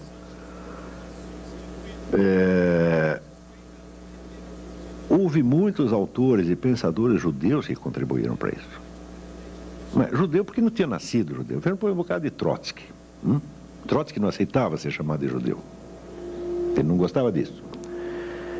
Mas os judeus acham que ele é judeu. Então, naturalmente, tem um certo carinho pelo sujeito, porque ele é gente nossa. Não é isso? Assim como, por exemplo, agora, faz uma semana, no Congresso de Israel, alguns deputados pediram que o governo israelense fosse processado e punido pelo Tribunal Penal Internacional. É um caso estranho de você pedir, vamos dizer, uma intervenção estrangeira no seu próprio país. Quer dizer, você pega a soberania e diz, olha, aqui não é mais soberano não, tira esse sujeito aí, quem manda agora é o Tribunal Penal Internacional. E 2 desses deputados eram de origem árabe, mas tinha um monte que não eram, tá certo? É evidente que a primeira vez que o Tribunal Penal Internacional tirar um governante de dentro do seu país, o seu país não existe mais como nação soberana. Me parece uma coisa bastante óbvia. A soberania significa justamente não poder ser julgado a não ser pelo seu próprio povo. Aí você tem uma entidade estrangeira que tem mais poder do que o seu governo, acabou a soberania. Então, 2 deputados, um grupo de deputados pede lá a soberania nacional. Naturalmente, esses deputados também dizem, mas eles são judeus, eles são gente nossa, nós temos que carregá-los no colo. Né? Eu digo, esse é um problema. No dia da passeata anti-Bush, lá tinha um monte de judeus fazendo passeata, junto com o pessoal black, não é isso? Que é aquele que, tipo Louis Farrakhan, né? E também com David Duke. Mas quando chega em casa, o que pensa? A mãe dele, a avó dele, a tia dele, diz, não, ele também é judeu, ele é gente nossa. Entendeu? Então fica carregando toda essa gente no colo, e você sabe como é que essa história termina. Não é isso? Então, vamos dizer, só para terminar esta parte, eu gostaria de fazer um lembrete que talvez não soe tem muito agradável, mas, veja, o povo que protege os seus próprios traidores, ele paga 2 vezes. Ele paga pela traição que sofre e paga porque ele leva a culpa da traição. Tá certo? E isto já aconteceu com os judeus muitas vezes ao longo da história. Então, na hora que surge, por exemplo, a noção de... vocês já ouviram a expressão judeu ortodoxo? Assim como tem o católico praticante. Não é isso? Ora, o que é um judeu ortodoxo? É um sujeito que cumpre todos os mandamentos, mas ninguém cumpre todos os mandamentos. Todos nós somos humanos e imperfeitos. Antigamente, quando um judeu não cumpria alguns mandamentos, ele esperava que os outros rezassem por ele e desse tudo certo, não era assim? Não havia esta noção de um judeu ortodoxo e um não ortodoxo. Não havia esta divisão no corpo da igreja, no corpo da identidade judaica, como não havia uma divisão similar no corpo da igreja católica. A hora que você aceita que existem judeus ortodoxos e não ortodoxos, significa que você meteu na sua cabeça que existe uma identidade judaica alheia à tradição judaica como tal. E essa identidade simplesmente não existe. Isso quer dizer que, se você pensar a comunidade judaica só como comunidade cultural, ela não existe. Porque essa tem características diferentes em cada cultura. Tem a cultura russa, a cultura alemã, africana, brasileira, etc, etc, etc. Mas, ou seja, ou existe um vínculo com uma tradição e existe alguma lealdade que é necessário ter, tá certo? Para com as origens da comunidade, ou então ela não existe mais. Do mesmo modo seria o que é o católico não praticante. Antigamente não havia católico praticante, tinha católico, os católicos mais, digamos, bem comportados e mal comportados, mas eram todos igualmente católicos. O sujeito que nunca ia na missa, na Idade Média, o sujeito que nunca ia na missa, nunca confessava, nunca comungava, tá certo? Mas tinha sido batizado, ele era tão católico quanto os outros. Não se dizia ter o praticante e o não praticante. Na hora que você aceita que existe o ortodoxo e o não ortodoxo, ou o praticante e o não praticante, você está cortando no corpo da sua identidade comunitária e você está correndo perigo a partir desse momento. O perigo pode levar 1 década, 2 décadas, 1 século, 10 séculos para aparecer, mas algum dia te pegam, não é certo? E quando pegam, não é brincadeira. Então,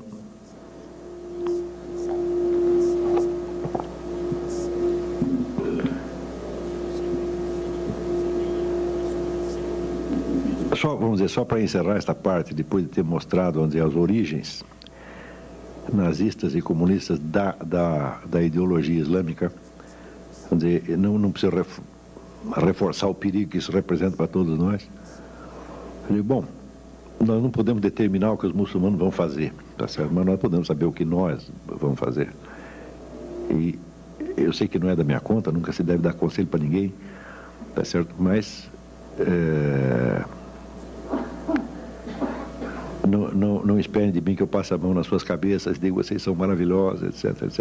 Eu não estou aqui para fazer isso. Se eu puder, gostaria de fazer alguma coisa útil, tá certo? E não simpática. Eu acho que a coisa útil a dizer, no momento, é que todo este processo ideológico do mundo islâmico é muito consciente, muito determinado, tá certo? Tem planos e ambições de escala mundial mesmo, eles não vão dar moleza a ninguém. E que, se, por exemplo, dentro da comunidade cristã, de uma comunidade judaica, nós começamos a dar moleza para eles, eles vão acabar conosco. Então era isso que eu tinha que dizer um momento. Estamos abertos para discussões aqui. Obrigado.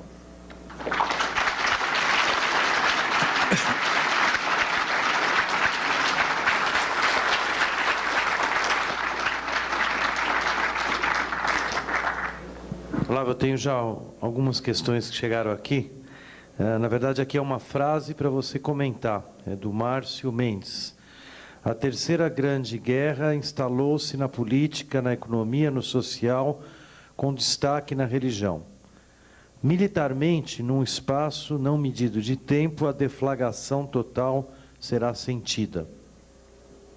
Pede o seu comentário da frase. Se é que eu entendi o que você quis dizer, eu acho que você tem razão, sim. Quer dizer, nós já estamos vivendo essa guerra, né? Isso já está instalado. A guerra existe a partir do momento em que um dos personagens envolvidos não aceita de maneira nenhuma a existência do outro, tal como o outro está. Quer dizer, se você tem um plano, vamos dizer, de socialismo mundial, de islamismo mundial, pronto, você já declarou guerra. Quer dizer, você poder realizá-la materialmente ou não, bom, isso depende de você ter um pouco mais de dinheiro, um pouco mais de sorte, um pouco mais de tempo, tá certo? E às vezes acontece que, estando decidida já a guerra, ela acaba não se realizando, mas enquanto nós não tirarmos essa ideia da cabeça das pessoas, elas vão estar em guerra conosco. E você veja, no momento em que o islamismo oferece uma nova chave totalitária, o que é que ele faz? Ele absorve em seu favor todos os remanescentes das outras duas ideologias. E que é um fenômeno esquisitíssimo que aí acontece hoje, tá entendendo? Quer dizer, quando a gente vê, por exemplo, pensa bem, e nas passeatas de Nova York você vê aquelas feministas mais radicais, tá certo? Marchando ao lado dos piores machistas que tem na face da Terra. Não é isso? E como é possível esta coisas tão contrárias? Fala, bom, elas são contrárias na expressão vamos dizer, de valores determinados pelos quais elas lutam, mas o seu fundo e a sua origem ideológica é exatamente a mesma. Quer dizer, o Islã fica uma boca de funil e tudo vai cair para lá.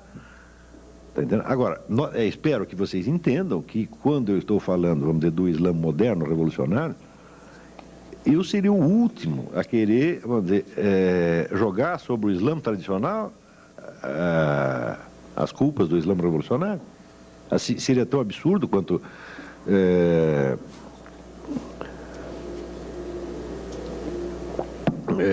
jogar sobre os primeiros cristãos as culpas posteriores da Inquisição, etc. Não tem sentido. Não, eu não estou fazendo de maneira alguma um discurso anti-islâmico, seria a última coisa que eu desejaria fazer. Agora, a ideologia revolucionária islâmica, que é uma coisa bem definida e bem caracterizada, essa é perigosa mesmo, né? E as pessoas já estão em guerra. Eles não vão esperar que a gente perceba isso. Se você não perceber, eles te pegam dormindo. Olá, vou te fazer uma pergunta. Recentemente eu vi um depoimento de uma jornalista da Turquia. E ela chamava a atenção que às vezes a gente não percebe que existe uma opção turca do Islã que é muito mais vamos dizer assim, acessível, amigável, com outro pró-ocidental, separa um pouco o que você colocou da teocracia e da política.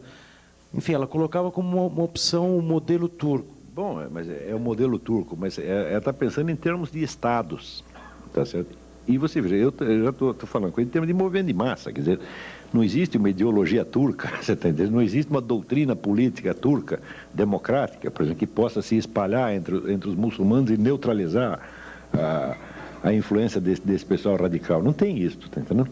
Então o que ela quer dizer é, pensa, bom, os turcos são um pouco mais dialogáveis, tá certo? Mas, quer dizer, esses movimentos de massa, eles não aceitam vazio, você está entendendo? Quer dizer, a única opção ideológica que o Islã tem hoje é esta. Então, é que nasce ali com esses Said Qutb e outros, né? Quer dizer, eles preencheram um vácuo ideológico, quer dizer, eu acho errado, por exemplo, a visão que se tem no Ocidente às vezes é muito errada, quando se fala de decadência islâmica. Intelectualmente, o Islã jamais decaiu. Nunca. Tá? Nós é que paramos de ter notícia. Tá certo? Mas, por exemplo, tem um livro que eu recomendo, chama Un Islam iranien, de Henri Corbin, é um grande historiador da filosofia, tá certo? Que dá ideia, vamos dizer, da tradição filosófica iraniana, tal como ela continuava até o momento que ele estava escrevendo aquilo, que era a década de 40, 50, é uma coisa muito impressionante. Quase que o Irã sozinho ele tem mais e melhores filósofos do que qualquer país da Europa, considerado individualmente. Isso nunca parou. Vocês leiam o Said Hossein Nasr, um monstro de filósofo. É verdade que ele foi botado de lá para fora, foi expulso do Irã pelos ayatollahs. Mas é que ele é um muçulmano de tipo antigo, um muçulmano tradicional. E os caras vêm com a ideologia revolucionária, então não tinha lugar para ele. Lá uma pergunta breve aqui, mas onde se insere o terrorismo nesta organização, entre aspas? Bom, o terrorismo é exatamente o que estava no Karl Mannheim, né? O terrorismo serve, sobretudo, para duas coisas. A primeira é exatamente essa que diz Mannheim, que é desorganizar a sociedade. Fazer com que as pessoas se sintam desamparadas. Você veja, quando você...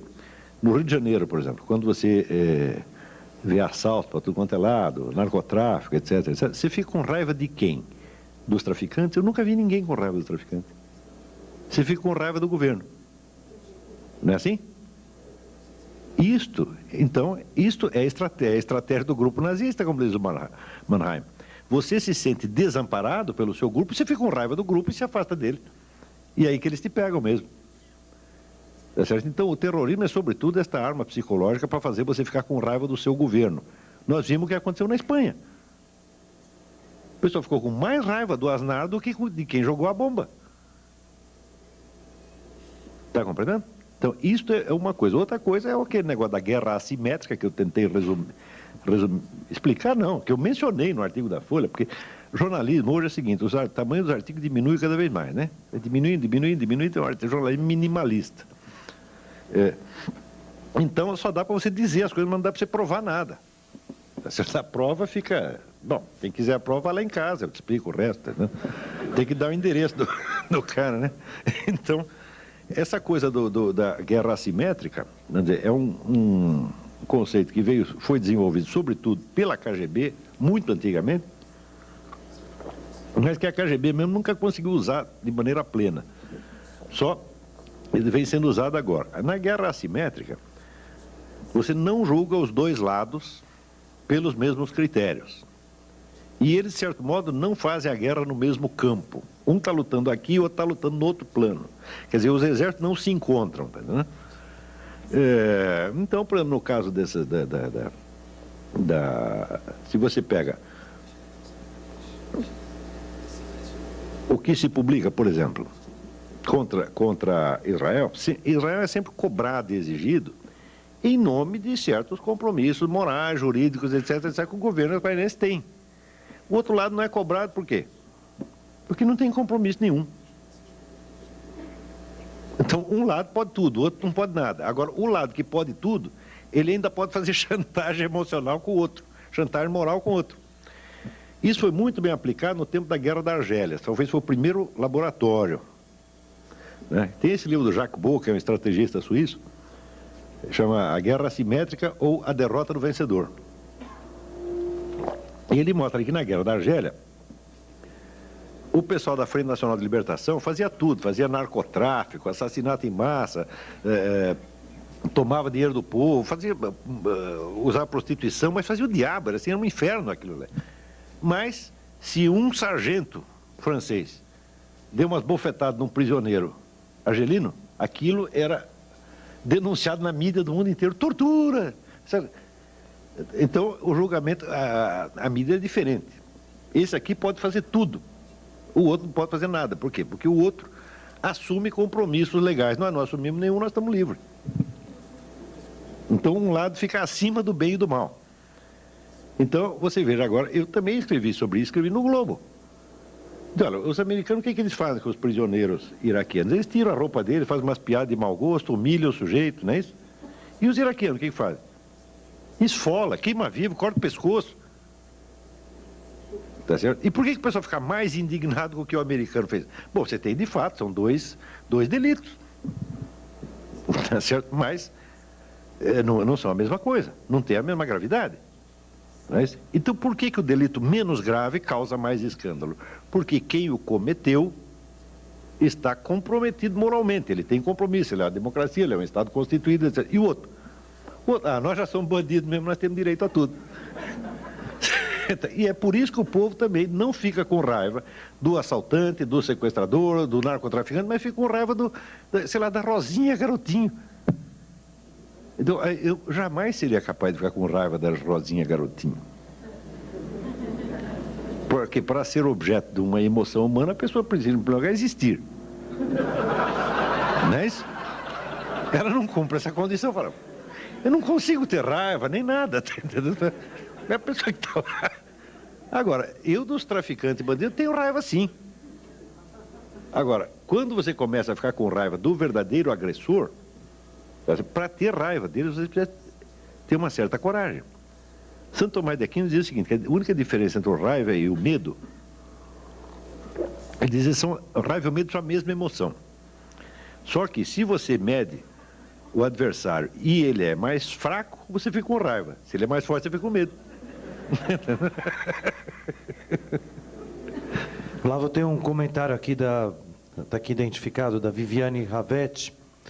Ela primeiro diz que o senhor pode ser muito útil para o povo judeu e para toda a humanidade, divulgando suas ideias na grande mídia brasileira, TV, jornais, etc. E ela termina com uma pergunta. Por que os governos não muçulmanos não se preocupam com a ideia dos muçulmanos dominarem todo o mundo? Na verdade, eu acho que a grande pergunta para as próximas décadas, eu não sei a resposta a essa pergunta, você vê que existe um remanescente de movimentos de massa, tanto comunistas quanto nazistas, você soma tudo o que era anti-ocidental, e que, por isso mesmo, também por tabela é anti-judaico, tudo isso se reúne numa ideologia que hoje se chama nacional-bolchevismo. O teórico do nacional-bolchevismo é um filósofo russo chamado Alexandre Dugin. Ele fez assim mas a desgraça pouco é bobagem, você está entendendo? Para que só comunismo? Tá entendendo? Não, já junta com o nazismo, já junta com tudo de uma vez, tá entendendo? E ele fez esse negócio e, note bem, no começo parecia loucura. Mas a hora que eu vi aquela passeata em Nova York, todo mundo junto, eu falei, pô, louco não é o Dugin, louco sou eu que não entendi que esse negócio ia acontecer mesmo, tá entendendo?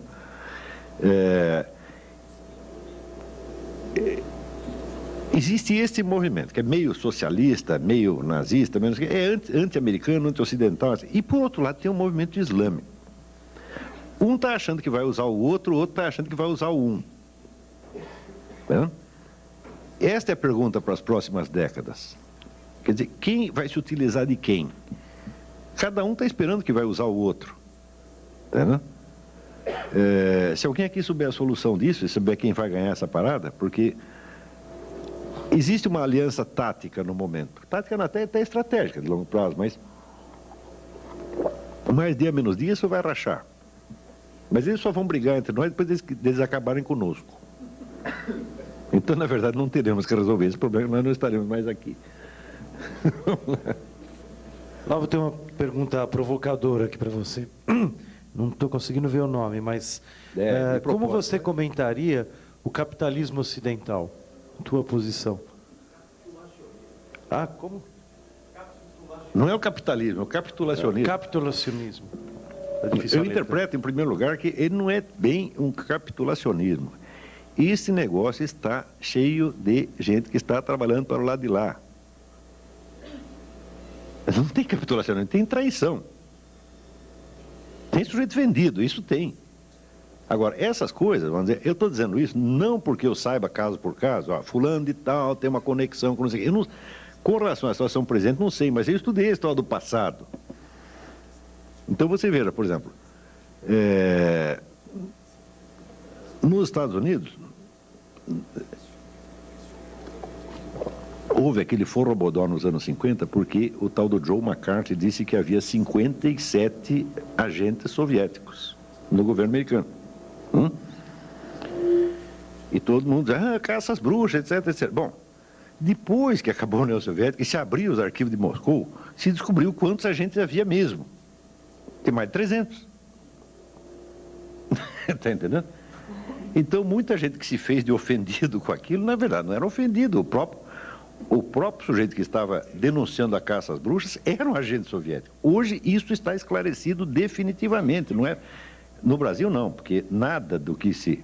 Nos últimos 12 ou 13 anos, o que os historiadores descobriam nos arquivos de Moscou é assim, são montanhas e montanhas e montanhas de fatos. E o que tem saído sobre isso no mundo é muita coisa. No Brasil não saiu nada até agora. Ninguém sabe de coisa nenhuma. Né? Outro dia, por exemplo, eu disse isso para a pessoa, porque tem 40 livros que mostram, livros que incluem um facsímile, todos os documentos e tal. A pessoa disse, você está defendendo o Joe McCarthy?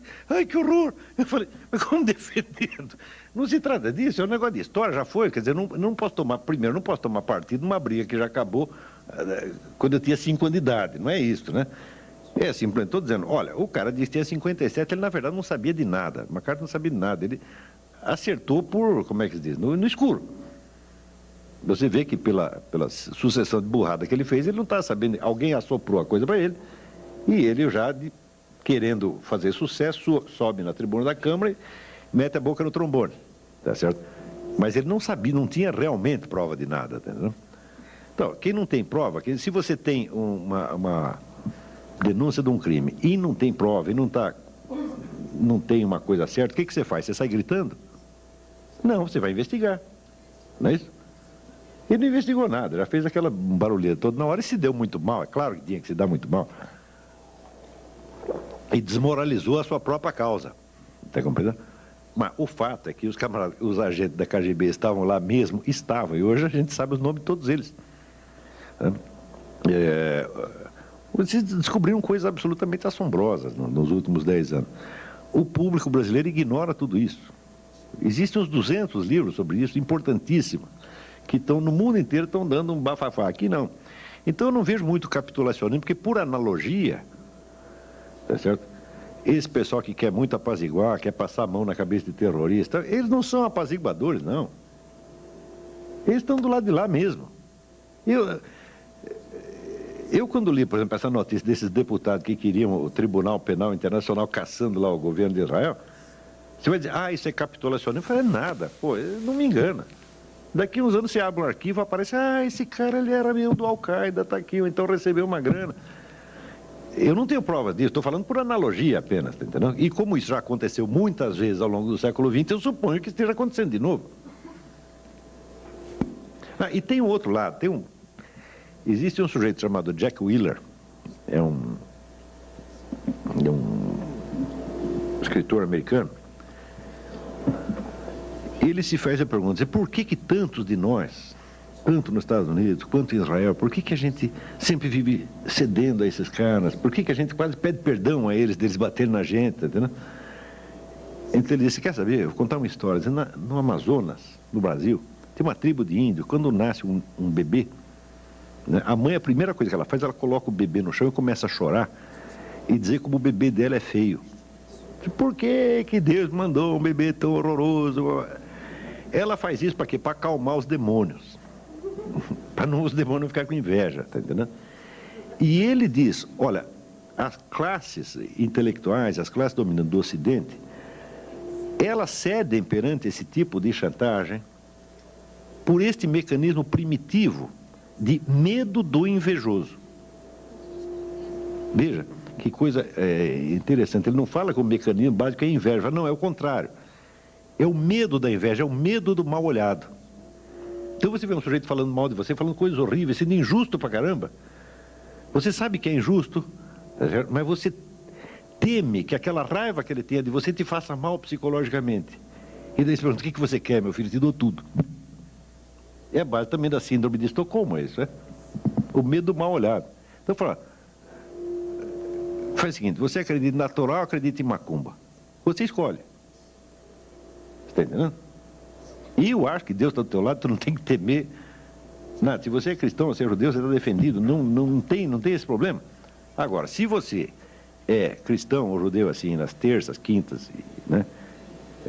Terça, quinta e sábado, e é outra coisa, tá certo? Nos outros dias, você vai ficar com aquela dúvida, mas e se a raiva que o cara tem de mim, atrair os demônios, me pegar, etc, etc. Tudo isso é um raciocínio meio subconsciente. Claro que conscientemente ninguém aceita isso, mas a nossa alma tem muitas camadas, né? Então, esse tipo de sentimento maligno que esses caras têm, eles nos derrubam às vezes. Então, você tem dois tipos. Você tem os traidores e tem os caras que estão com medo do mal olhado. Deve ter outras explicações também, mas por enquanto foi essa que deu para arrumar. Flávio, tem várias perguntas, eu vou juntar num bloco aqui, que pedem que você comente um pouco a situação atual do conflito no Oriente Médio, Israel, os palestinos, e qual a solução, segundo o teu ponto de vista? Olha,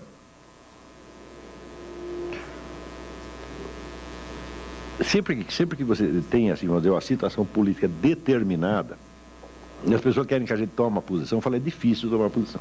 Primeiro, porque os termos com que as questões chegam ao debate público nunca correspondem ao que está verdadeiramente em jogo. Se você perguntar, por exemplo, você é a favor do Estado palestino ou é a favor de matar todos eles, botar todos eles para fora, a gente tem que responder, sou claro que sou a favor do Estado palestino, eu não mato criancinha, não como criancinha, não bebo sangue, então eu também quero que eles tenham uma chance, etc, etc. Agora, eu cá entre nós, eu não acredito que esse seja o problema.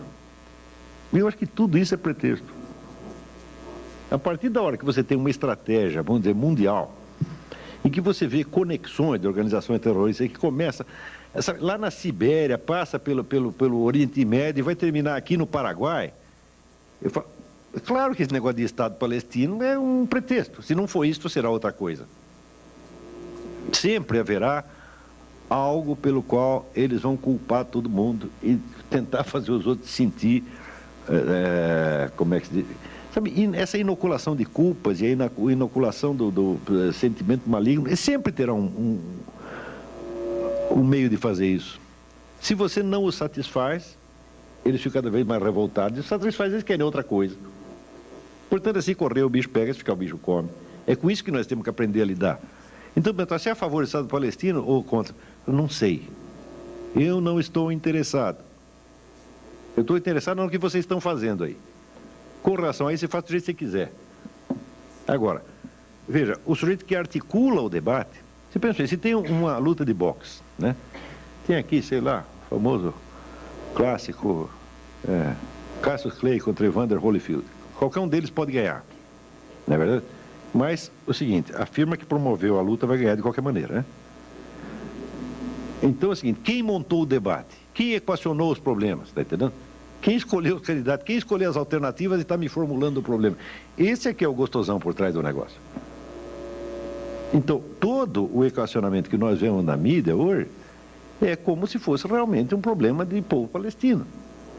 Agora, se para pensar, quantos países islâmicos existem? Qual é a extensão territorial deles? É imensa. E lá dentro, pô, não tem um pedacinho para dar para os palestinos? Se eu fosse o governo brasileiro, bom, Cedia um pedaço da Amazônia, que só tem macaco e tatu-bola, tá entendendo? Eles vêm tudo para cá. Receberam você de braços abertos. Não é isso? Agora, tem lá um pedacinho assim chamado de Israel. Tá? Por que eles querem o pedaço justamente ali? Tá? Se não estavam lá, historicamente está comprovado que 100 ou 200 anos atrás não tinha palestino nenhum ali, então isso nunca existiu. Bom, agora estão lá e precisam de um espaço. Eu digo, tá certo, a gente tem que quebrar o galho deles. Tudo bem. Mas existem tantas alternativas e tantas soluções para isso. Quer dizer, por que insistem neste ponto? É porque é um problema estratégico. E eu acredito assim no Ion Mihai Pachepa, quando diz o seguinte: olha, esse tal de Arafat, esse cara não é islâmico coisa nenhuma, esse cara é um comunista, fui eu que treinei ele, ele tem uma ele pensa como comunista, pensa como, vamos dizer, tipo comunista profissional, né? Existe eu vou recomendar outro livro para vocês. Eu acabei não falando disso. Eu comecei a falar da história do judeu anti-judeu, né? Tem um livro absolutamente indispensável, chama-se To Eliminate the Opiate, quer dizer, eliminar o opiáceo, né? Escrito pelo rabino Marvin Antelman. E é a história da progressiva ruptura que vai acontecendo dentro da comunidade judaica a partir do surgimento de certas seitas gnósticas no século XVII, que vão entrar vão ser antepassados dos movimentos revolucionários de massa do século XIX e XX. Tá certo? E quando você vê a facilidade com que indivíduos, vamos dizer, de origem judaica vão entrando nesse negócio e acabam trabalhando contra o próprio povo judeu, uns de sacanagem, outros que não percebem, olha, é de arrepiar os cabelos. Entendeu? Então, como é a origem de um Trotsky? Como chega a acontecer um fenômeno Trotsky que nunca houve ao longo da história? Não é isso? Da onde surgem esses camaradas? É porque deu na cabeça? Não. Isso aí foi se formando, vamos dizer, como aconteceu dentro da Igreja Católica, mas mesma coisa. Né? O pessoal fala de crise da Igreja Católica. Eu acho, até onde eu estudei, eu acho que o judaísmo está numa crise muito pior. Ele está muito mais ameaçado e tem muito mais antagonismo interno do que você tem na igreja, no cristianismo. Eu acho que a situação não é nada invejável e não é para brincar, não. Você vê um sujeito como Noam Chomsky, eu garanto que uma boa parte da comunidade judaica lá de Nova York ainda recebe o cara, ele é um dos nossos, senta aqui no colo e tal. Não, ele só quer que, sei lá, acabe o Estado de Israel, mata todo mundo, tá certo? Põe todo mundo para fora, mas se tirando isso é boa gente. Entendeu? Como é que pode? Está entendendo? E essa coisa, vamos dizer, de carregar o traidor no colo, é coisa, só dois povos fazem isso tão bem, americano e judeu. São especialistas em fazer isso. Alimentar o seu próprio assassino, o seu próprio inimigo, falando, cuidado com isso, pode chegar até um certo ponto. Claro, a gente fala, todo mundo é humano, senão a gente não quer briga, mas calma lá. Agora não é mais brincadeira, é? Olavo, eu estou com muita pergunta aqui.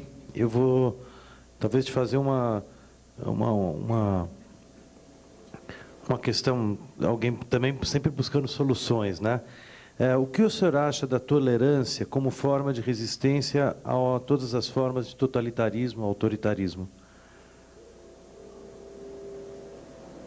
Olha, essa palavra tolerância já se fez tanto crime em nome dela que é um negócio incrível, né? Porque você veja, a Revolução Francesa, que vinha em nome da tolerância, né? Ela, assim, nas primeiras semanas já matou 200 mil pessoas. 200 mil pessoas. A Inquisição Espanhola, que não foi nenhum doce de coco, o total de vítimas da Inquisição Espanhola são 20 mil pessoas em 4 séculos. Né? E a Revolução Francesa já faz 10 vezes isso em algumas semanas. Tudo isso é tolerância. Quer dizer, eu tenho medo dessas coisas, né? Lembra aquele negócio? Existe o que é a estratégia real e existe a ideologia, que é o discurso pretextual. Quando nós dizemos que o mundo, por exemplo, tem progredido no sentido da liberdade, eu digo não. O mundo tem usado um discurso mais mais liberal, quer dizer, nós, no plano das ideias, da ideologia, então nós reconhecemos certos valores democráticos, etc. Mas não quer dizer que isso seja a realidade do que se faz. Agora, se a pessoa toma a análise ideológica como se fosse a análise da estrutura política, muito bem. Eu digo, bom, tolerância, você diz aonde? A tolerância na esfera ideológica, nós vamos pregar a tolerância e nós vamos matar todos os intolerantes?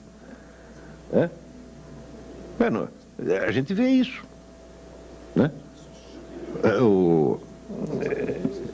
Leiam esse livro aqui. Esse rabino vai dizer a mesma coisa, os caras estão matando a gente porque eles acham que nós somos intolerantes, porra. Bom, Olavo, a gente poderia continuar longamente. A gente preparou um coquetel, né, para todos que vieram participar e gostaríamos que a turma participasse. Então, eu queria convidar o próprio Olavo a participar e nós vamos retomar e continuar. Acho que a gente teria muito assunto. As perguntas mostram... Eu só pude apresentar um pedaço da coisa, hoje ficou faltando, entendeu? Eu tenho escrito muito sobre isso. Mas eu estou às ordens. Peguem aí o meu e-mail e quem tiver dúvida me escreva. Às vezes não respondo na hora, porque viajo muito, mas... Vou deixar, inclusive, as perguntas aqui. E muito obrigado à vinda do Olavo.